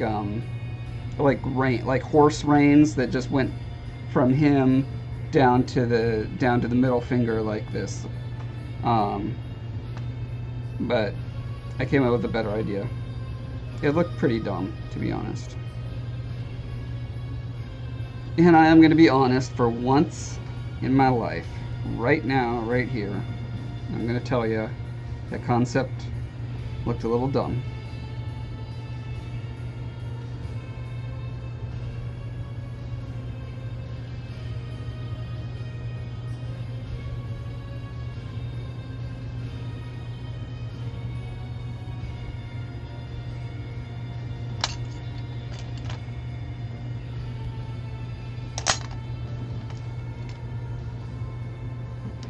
Big Green says, that does sound cool. I'm glad to know. Ah, now I don't know what you're talking about. Amy says, or invest in data and watch while transporting? Invest in data and watch while transporting. I'm hearing two Star Trek things I'm not following at all. I'm so lost, you guys. Yuri says, impression of Arnold Schwarzenegger, lol. Arnold is probably the one that I come closest to. But even, I mean, that was bad, you guys. But that's my best. That's my best impression. Right there, I just did it for you. Yeah! Get to the chopper!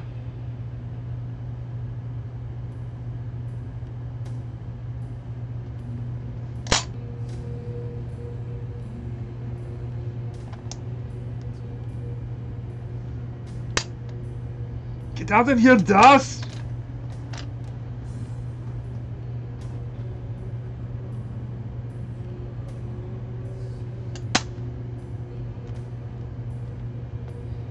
I have this running joke that I've done for 20 years, and I think it's hilarious, but it's also super racist, probably, by most standards.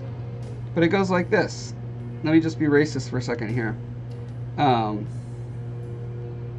So my impression of Italian, I could do an Italian accent, which is, Mamma mia, that's a spicy meatball, right? Oh, I should have waited for Demi to come back, 'cause she'd probably appreciate it, living near Italy. But then I could also do a Chinese accent. Okay, are you ready for this, Amy? Chinese accent? Mamma mia, that's a spicy egg roll. See, and it just keeps going. You can go anywhere. Polish accent? Mamma mia, that's a spicy Polish sausage. Mexican accent? Mamma mia, that's a spicy chimichanga. Is that racist? I know associating food with ethnicities is pretty intrinsically racist, right? But when you're doing an accent and the whole joke is about doing a spicy and then food that's associated with, but it's a country. It's not a race. Is there such thing as being countryist? You tell me, guys, is it racist? Protein says, do you need Sculpey softener to get the uncooked clay to stick to the baked stuff, or can you get it to work without it? Oh, we were just talking about that earlier. This side has none, and this side I used Sculpey softener, and we're gonna see. We're gonna find out what the difference is. Hold on, let me get the camera darker. There we go.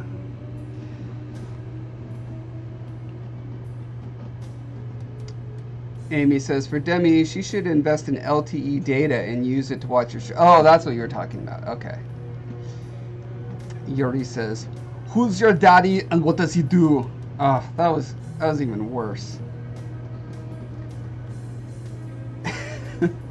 Yuri, are you saying no, it's not racist, or no, there's no such thing as being countryist? Race is pretty much about skin color. Yeah. It's very complicated these days, man. I'll tell you what. And there's so many things that are just silly and don't make any sense about it too. Like, you know, I have a brother and a sister who both have white mothers and black fathers. And, you know, fathers of African descent. However you want to say that. And anyone who looks at them are going to say, oh, they're black. It's like, well, they're equally European. So, like, what? How does, you know, because their skin is slightly less than this color, they're black? The word black itself is so dumb when you're you know, talking about skin color. Like, all skin color is some variant, you know, on this spectrum. And none of them are black, and none of them are white. Not even an albino is white, you guys. Tell you, that really grinds my gears.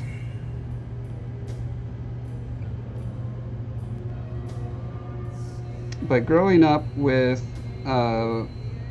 what are considered to be black siblings and an autistic sister, boy, did I get a good education in like how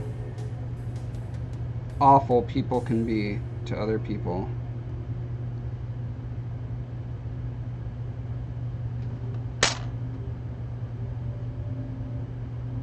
But I appreciate it. It's another reason I love my mom. She was like, "We've got 2 kids and an autistic daughter. What should we do? Let's adopt 2 kids."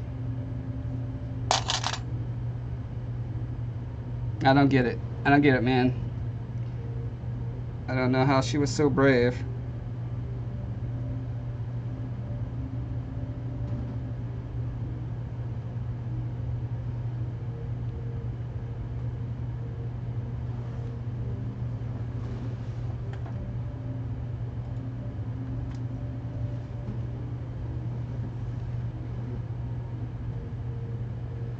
Amy says it's not if it's in the context of the joke. It's not racist if it's in the context of my particular joke, not any joke. Because there are definitely racist jokes out there. Not that I know them or ever say them. But yeah, I definitely don't feel like there's malice behind it. There doesn't have to be malice though for something to be racist if it's propagating a general cultural attitude of negativity towards other people. So, I mean, you could have the best intentions and still propagate racist ideas. I definitely believe that and don't want to do that. But, man, my joke is so funny! As a cis white male, I don't have, I have so few good things going on in my life. I need to be able to say my joke that shows how brilliant I am.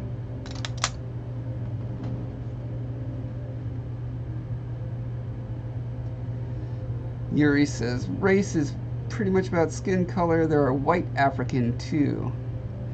Oh, there are lighter skinned African and there are darker skinned African. There are lighter skinned European. There are lighter skinned Indian and Asian and everything. And darker skins as well.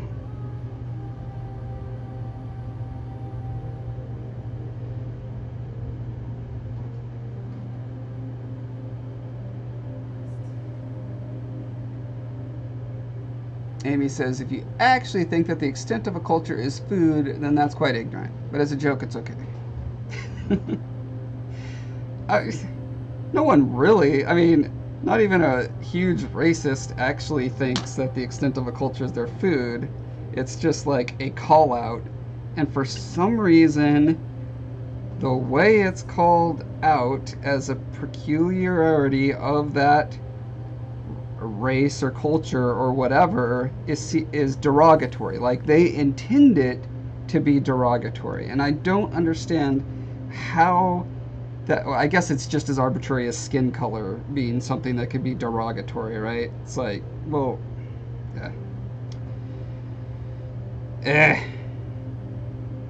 it's obnoxious being slightly elevated chimps. Let me tell you.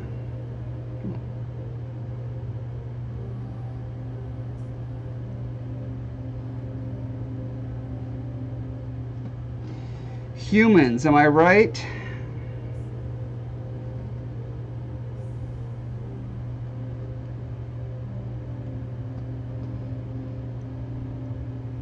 JD says, I think the whole idea of a joke is that you're not being serious, so it shouldn't be considered racist since you're not serious, unless it's specifically a racist joke. Yeah, I don't think that argument holds water. I think in general, okay, you can say that a person can not have racist opinions, right? A person can be like, I think all people are equal in the sight of God, and we are all wonderful, and multiculturalism is great. And here's this joke about Japanese people, and they don't mean that, they don't actually mean Japanese people are lower or bad, and they don't mean to deride them. However, the act of calling out a racial stereotype or trope or whatever, that act in itself, no matter what your actual opinion is as a person, it's still putting that meme out there into the world. It's still propagating a meme that this culture is different or weird or quirky or funny in some way. Which it's like you can tell your brother or sister that they're being quirky or weird or funny because they're in your family. But if you go to someone else's house and say, hey, your brother's weird and quirky, you're probably going to offend the people in that family. Well, unless they also agree. But I think that's, hopefully that explains what I'm trying to get across, which is that you can hurt people whatever your intentions are, and however you want to claim that it's all just a joke, which it very well could be, but that doesn't mean that it can't also be something else, which is propagating a meme. There, boy, that was a good rant. I should win an award of some sort for that rant.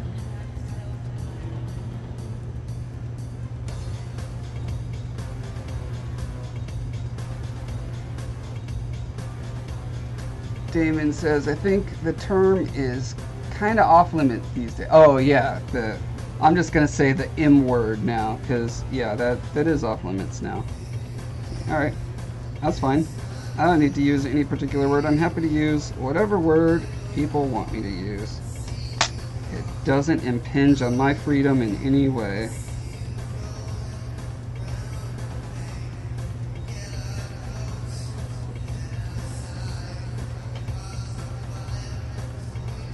Yuri says, I was born in Germany and there were no black Germans a few decades ago. Now there are millions of black Germans. Really? Like, they immigrated? Or just other, just Germans of African descent from other parts of Germany have moved to where you are? I don't know. I know immigration in general is a very touchy subject in Europe right now. It's a touchy subject everywhere now. Actually, throughout the history of all humankind, immigration has been a touchy subject in all places at all times.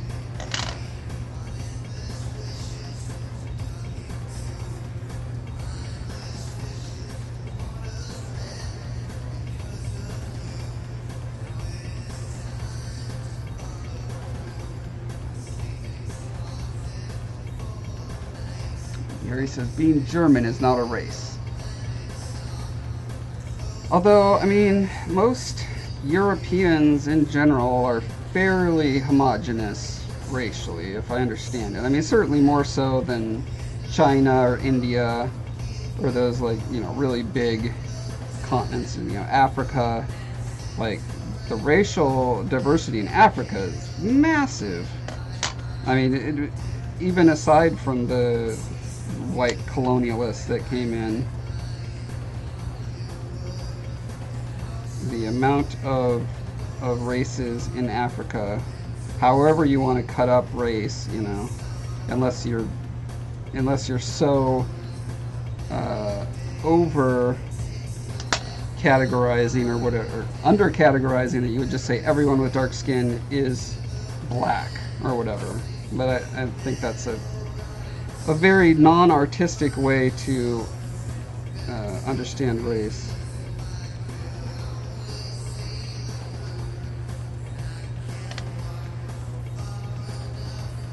I mean, ultimately, we're all African, so some of us just didn't get enough sun.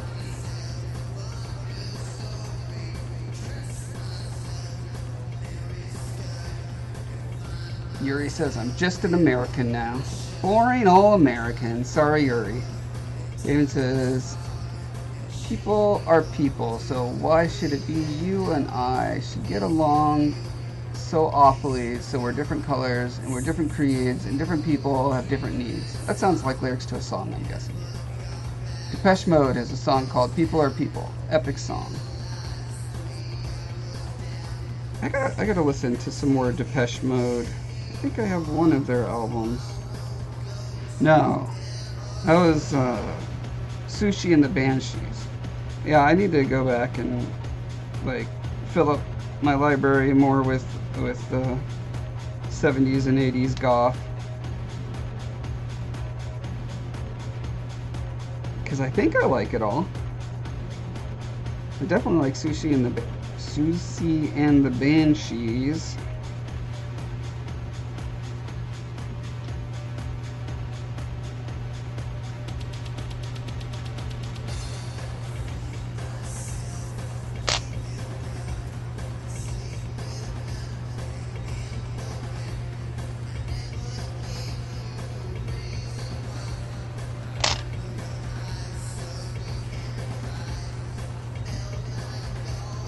Jimmy, you're back. Hello. Jimmy, do you want to hear my Greek accent? Okay, well you didn't say no, so here it goes. Mamma mia, that's a spicy euro. Nah, pretty good, huh? I'm sure you hear a lot of Greeks. I can't do a Cyprus accent until you tell me what a popular food on Cyprus is.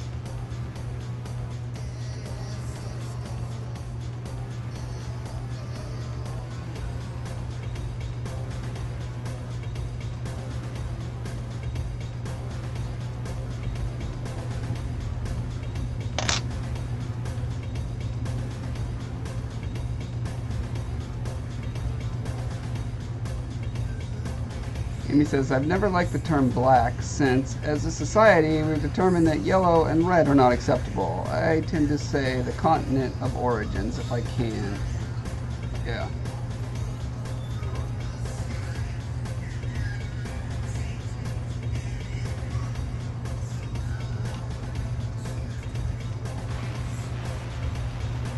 You know, I mean, if you want to be as accurate as possible, then you're talking about various shades of beige and pink and tan and brown. Like,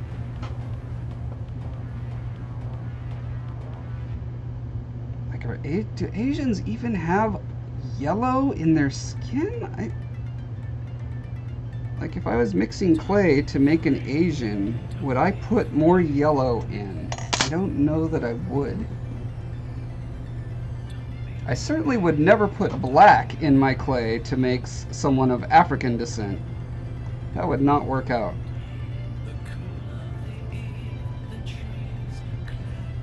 Yuri says, did you know that black is really not a color? It's true. Yuri wants me to Google it. Amy's recently been listening to The Cure. Yuri says, white isn't a color either. The Cure and The Cult are epic. I'm not even sure what The Cult is. There's a band called The Cult. Demi, I need your help. Tell me what a stereotypical food on your island is, so I can do a proper accent for you.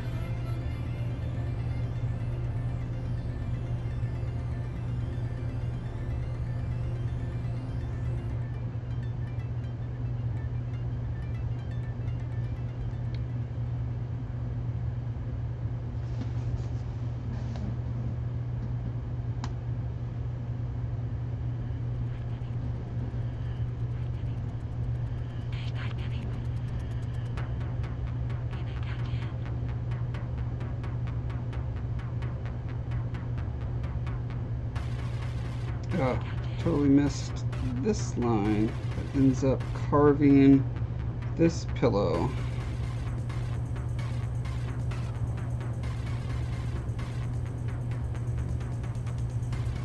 Yeah, this whole pillow here is really broken up into like 10 or 15 sub pillows. See what I can do to try to emulate that.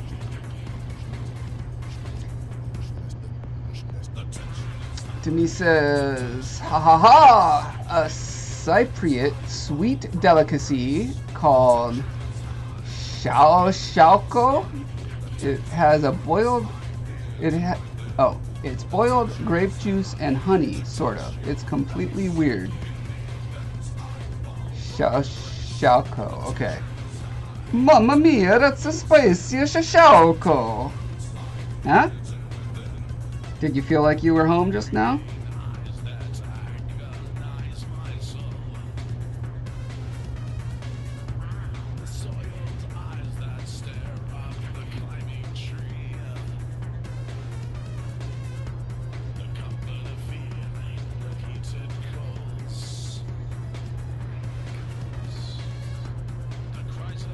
I certainly felt like I was in Cyprus just now. I don't know what they did wrong to make my shishauko taste spicy, but...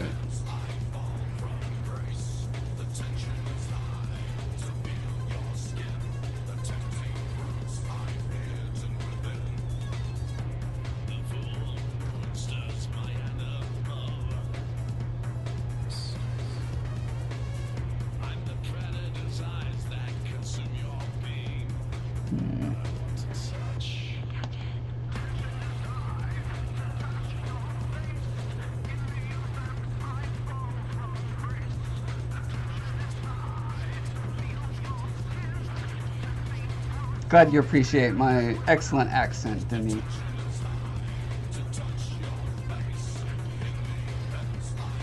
Amy says, I mean, maybe a little bit more yellowish, more noticeable when tanned, but there's a spectrum in Asian skin depending on how far north or south you get. Oh yeah, that's for sure. Yeah, I guess I've never, now that I think about it, I've never actually sculpted an Asian that I was coloring. The closest I did was this Lucy Liu up here. Let's see her. That's as close as I can get my arm to her, but yeah, she's just white. She's a white Asian.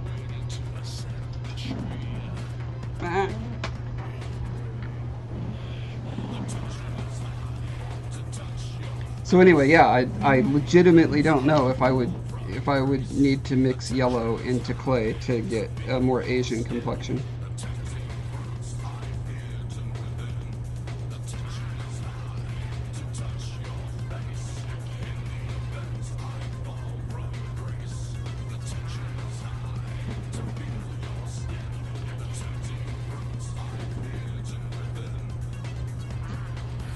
JD says, why are Caucasians called white anyway? My skin isn't white. It's like tan peach. Anyway, I just want to be yellow like the Simpsons. That would make it easier to explain. Yeah, the Simpsons are a pretty good color. I mean, clearly the Simpsons are Asian, I always assume.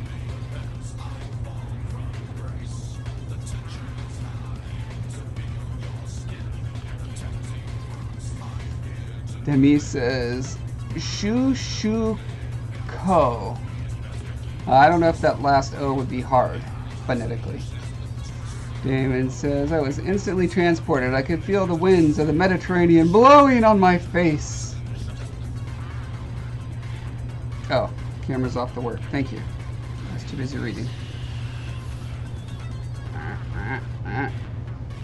Oh, I twisted it funny. That's my problem. Okay. There we go. Now we're getting there. Now my headphones are tangled up. Oh, it's a disaster. Things falling all over the place. Cats and dogs living together.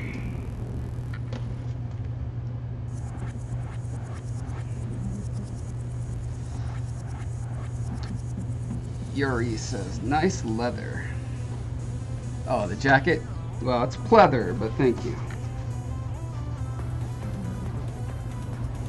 Now I need to clean my tool because it fell down.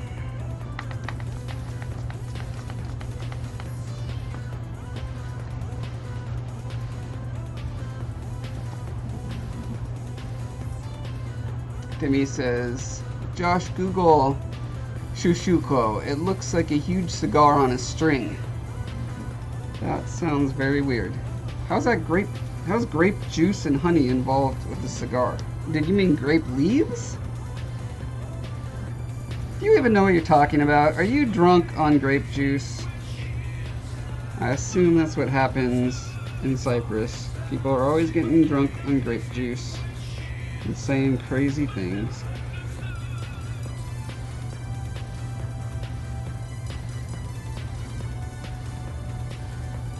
Oh, right. I was breaking up this pillow by turning it into smaller pillows.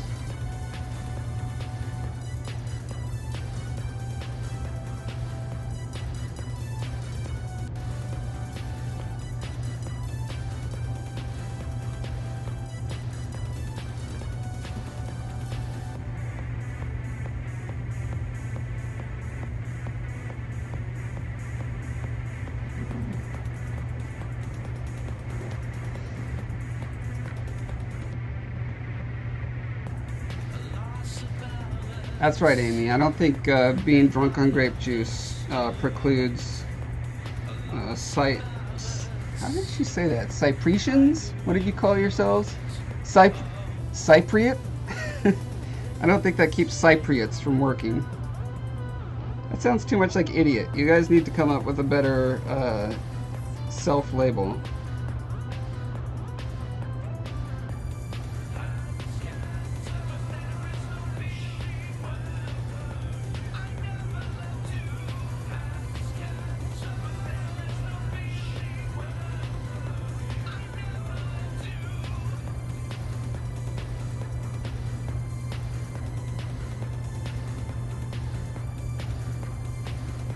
Ah, crap, I just realized, so I'm going off of this reference, which I know you can barely see, but now you can see it even worse. Okay, so I'm going off of this reference, and uh-oh, did I break it?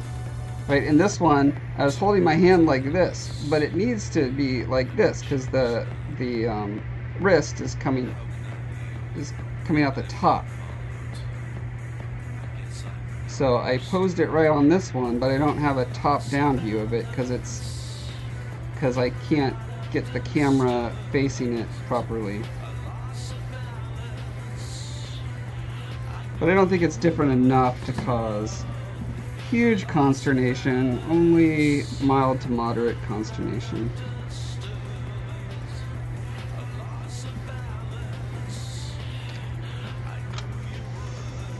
Yuri, this does kind of sound like Devo.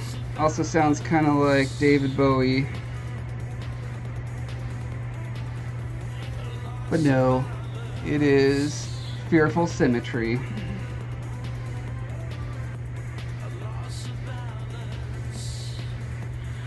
Actually, I love this album. This is the guy doing it is from a metal band. And this is a side project he did, and he knows nothing about electronic music. Like, he's never made it before. And the way he made this album was with all traditional production tech. He didn't use a drum machine, he didn't use software. Like, somehow he made this music with, like, drums and recording it on tapes and, like, this super laborious process that he went through. And it's awesome. I love he's got catchy melodies and great hooks. And a voice like David Bowie, so where can you go wrong? You cannot. You cannot go wrong with that.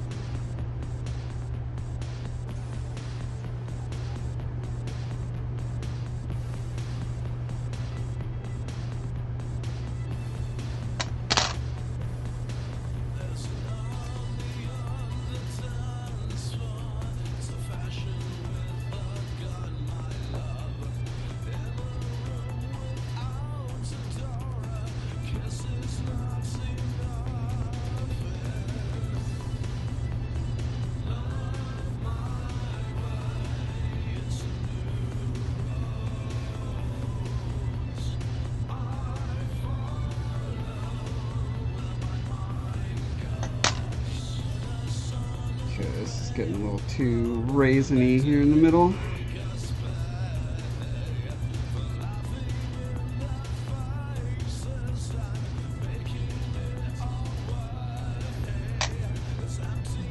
There's a line that goes from here to here, but it's, again, it's kind of a subtle, shallow one that only really folds when you actually fold your hand. Demi says, haha, no grape leaves. It's boiled grape juice and honey, basically. Then you add nuts on a string and dip it in the mixture, and it builds up and gets thicker each layer. Okay. I think I'm gonna be done in 10 minutes. Okay, hold that to me, guys. 10 minutes.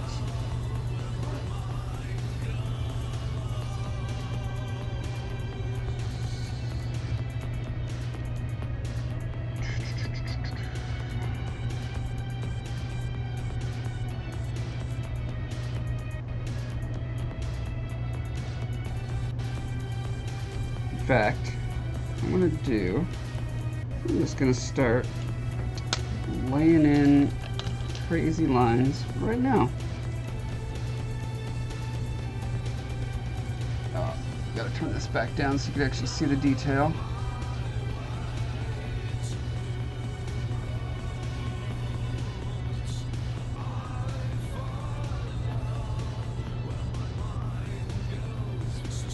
Is it bedtime? No, it's not bedtime. It's just I came home and went straight into the garage and started doing this, so I have not seen hide nor hair of my family all day. So.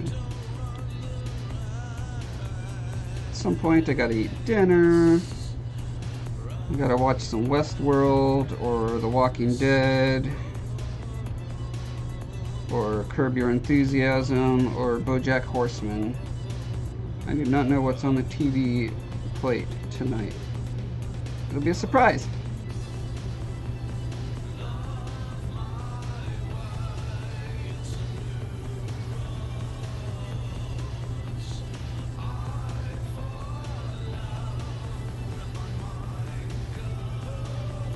So when I do the line, the first set of lines that I do, I always do against the grain of like what the main directionality is going to be. Because then the ones I do over it become more pronounced and the first lines fade back a little bit.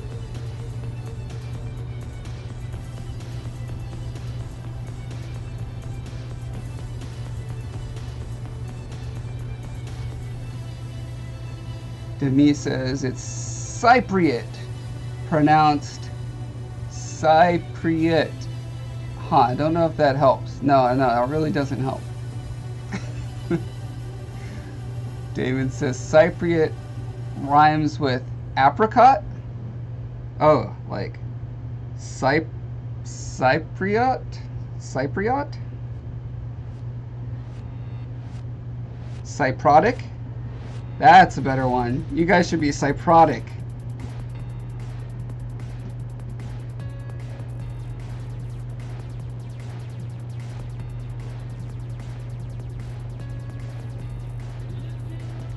Yuri says the dermal ridges are really looking pretty good. Excellent.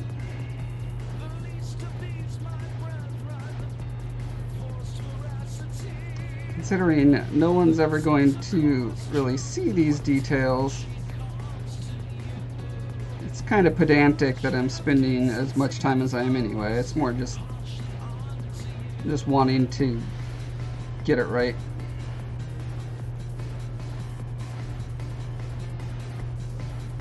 There's so many things on the Colossus that I did like that, where it's just, I just poured countless hours into places that you could only ever see if you were like bending down, doing a headstand and had a flashlight, you know.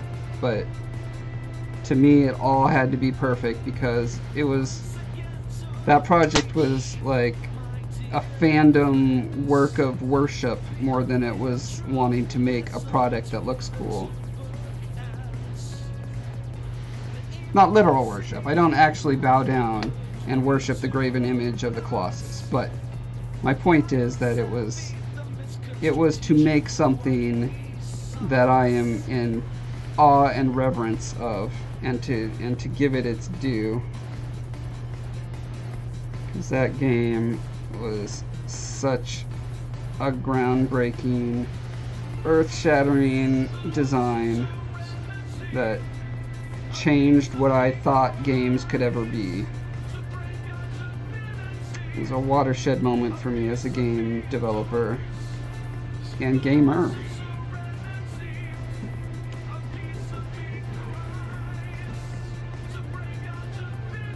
JD says, I'm curious what the temperature is there. I'm in New York and the temp was 60 yesterday. I was outside in short sleeves with a jacket. My friend from NC thought that was crazy. I guess I'm adopted. Adapted? Adapted, not adopted. I don't know, it's like the 40s or 50s here probably. Whatever it is, it's enough to make my fingers and toes numb.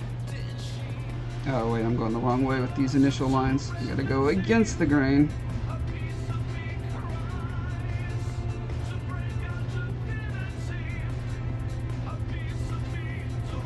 Demi says, okay, Cypriot. Haha, I can't. Cypriot. Well, that makes sense. You guys are in the sea, after all.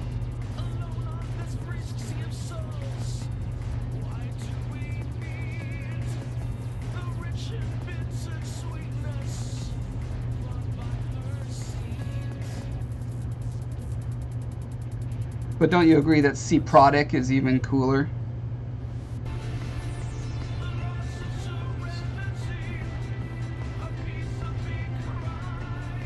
Yuri says, in Washington State, it's raining and it's cold outside. Yes, it is. Welcome to the next 9 months. It's going to be rainy and cold outside. That's the price we pay for perfect summers, where it's like always in the mid-70s and mostly sunny, partly cloudy, rains like 5 or 6 times during the whole summer. Everything's still green and blossoming and beautiful, but it only lasts about 3 or 4 months.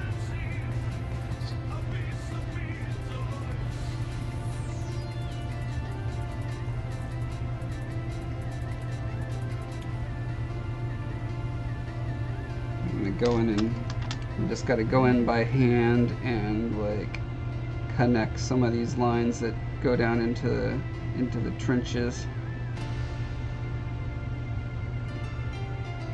Although I probably only have 2 or 3 minutes before I have to go, so I probably shouldn't be mucking with this level of detail.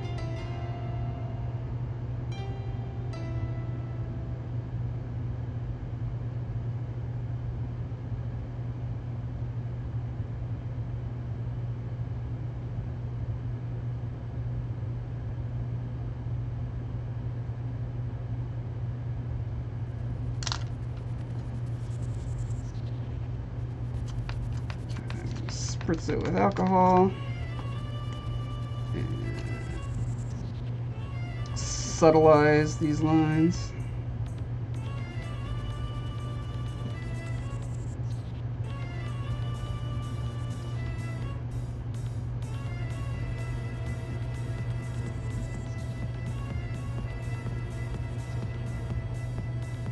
Yuri, you're in Puyallup.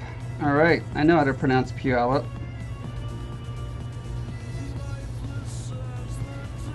Now, what is someone who lives in Puyallup called? A Puyallupi? Puyallupi? Puyallupite?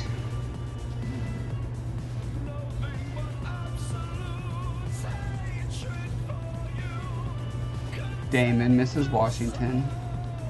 Grew up in various parts of Kitsap, Mason counties. Lived on Fox Island, Pierce, for a long while before moving here to Nebraska. Ugh, Nebraska?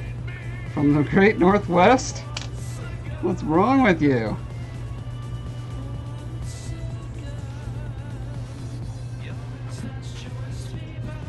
Demi says, haha, it's still not correct, but I literally can't think of a word that would rhyme to help you out.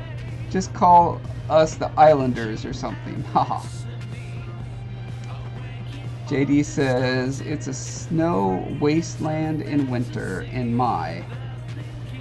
In York? Oh, wait. In NY. New York, okay.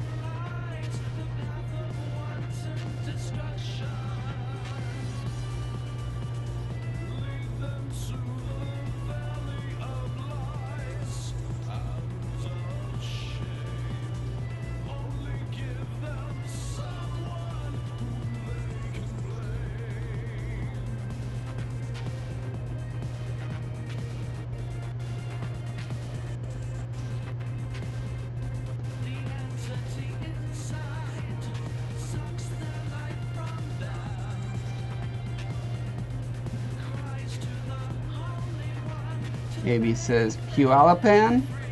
Puyallupian?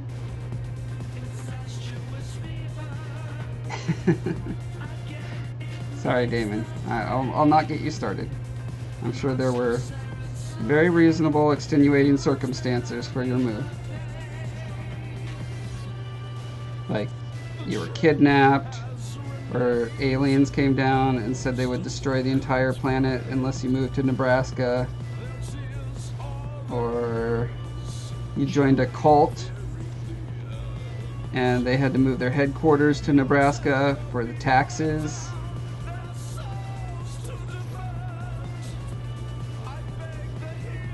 These are all valid reasons for moving from Washington to Nebraska. I can't think of any others.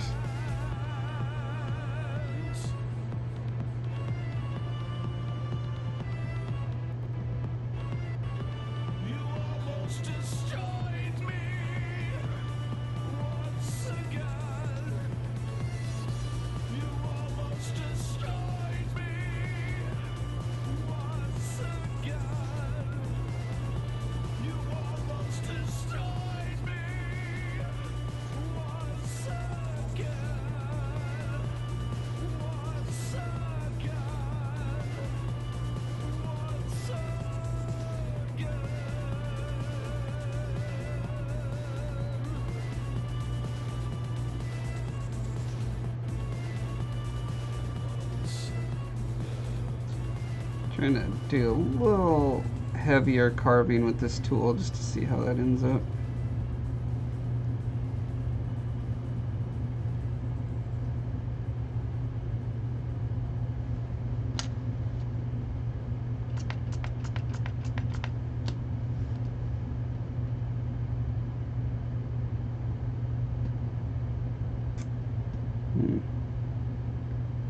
Need to do that earlier in the process because I have to smooth it out so much that it's obliterating the smaller lines.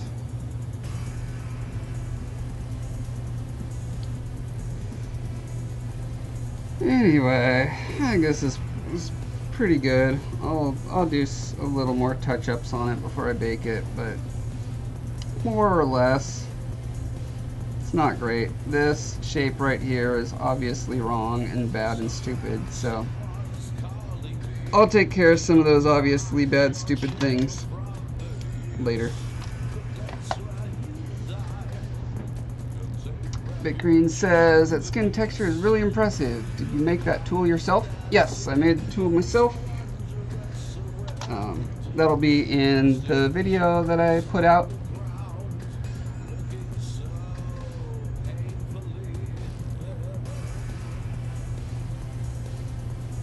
Letha says, I randomly checked your YouTube thinking, I wonder if Josh has any more videos to watch. And look, you are live. Hey, you're right, I'm live right now, reading your thing.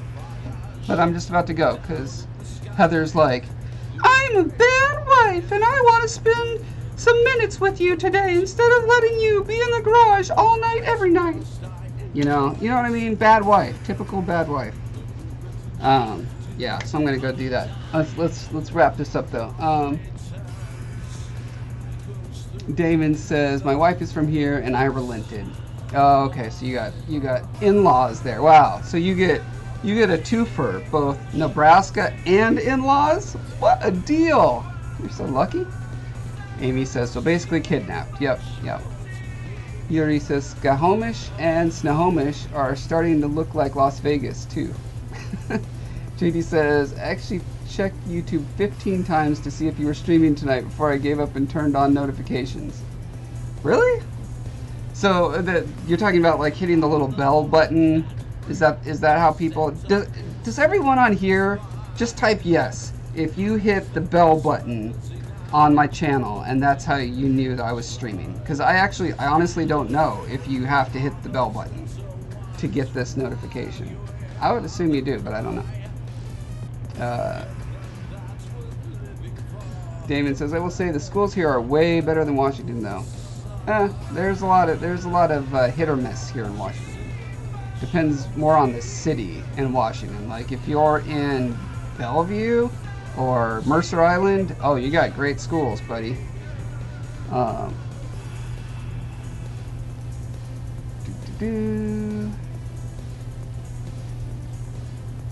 Aletha says to tell Heather hi. I'll think about it. Someone send that clip to her. Uh-oh. Demi says bye. Everyone is saying yes. Yes to the bell. Okay, that's good to know. I'll make sure to point that out in the extra part of my next video. That if people want to see live stream, they gotta do the bell. Okay. Oh, and speaking of promotion, everyone go to my website. I'm about to close down, and then you're gonna be like, oh, we're out of Josh, and then you'll be like, oh wait, I can just go to breathoflifeart.com. And then you'll go there and it'll be like, whoa, more Josh stuff. This is the best. Right? That's how it works. Okay. So I'm going to sign off now. And I'll see you guys. Definitely not Saturday. I'm going to be at a funeral. But probably Sunday. Assuming the funeral is not my own. Then I'll see you guys Sunday. Bye.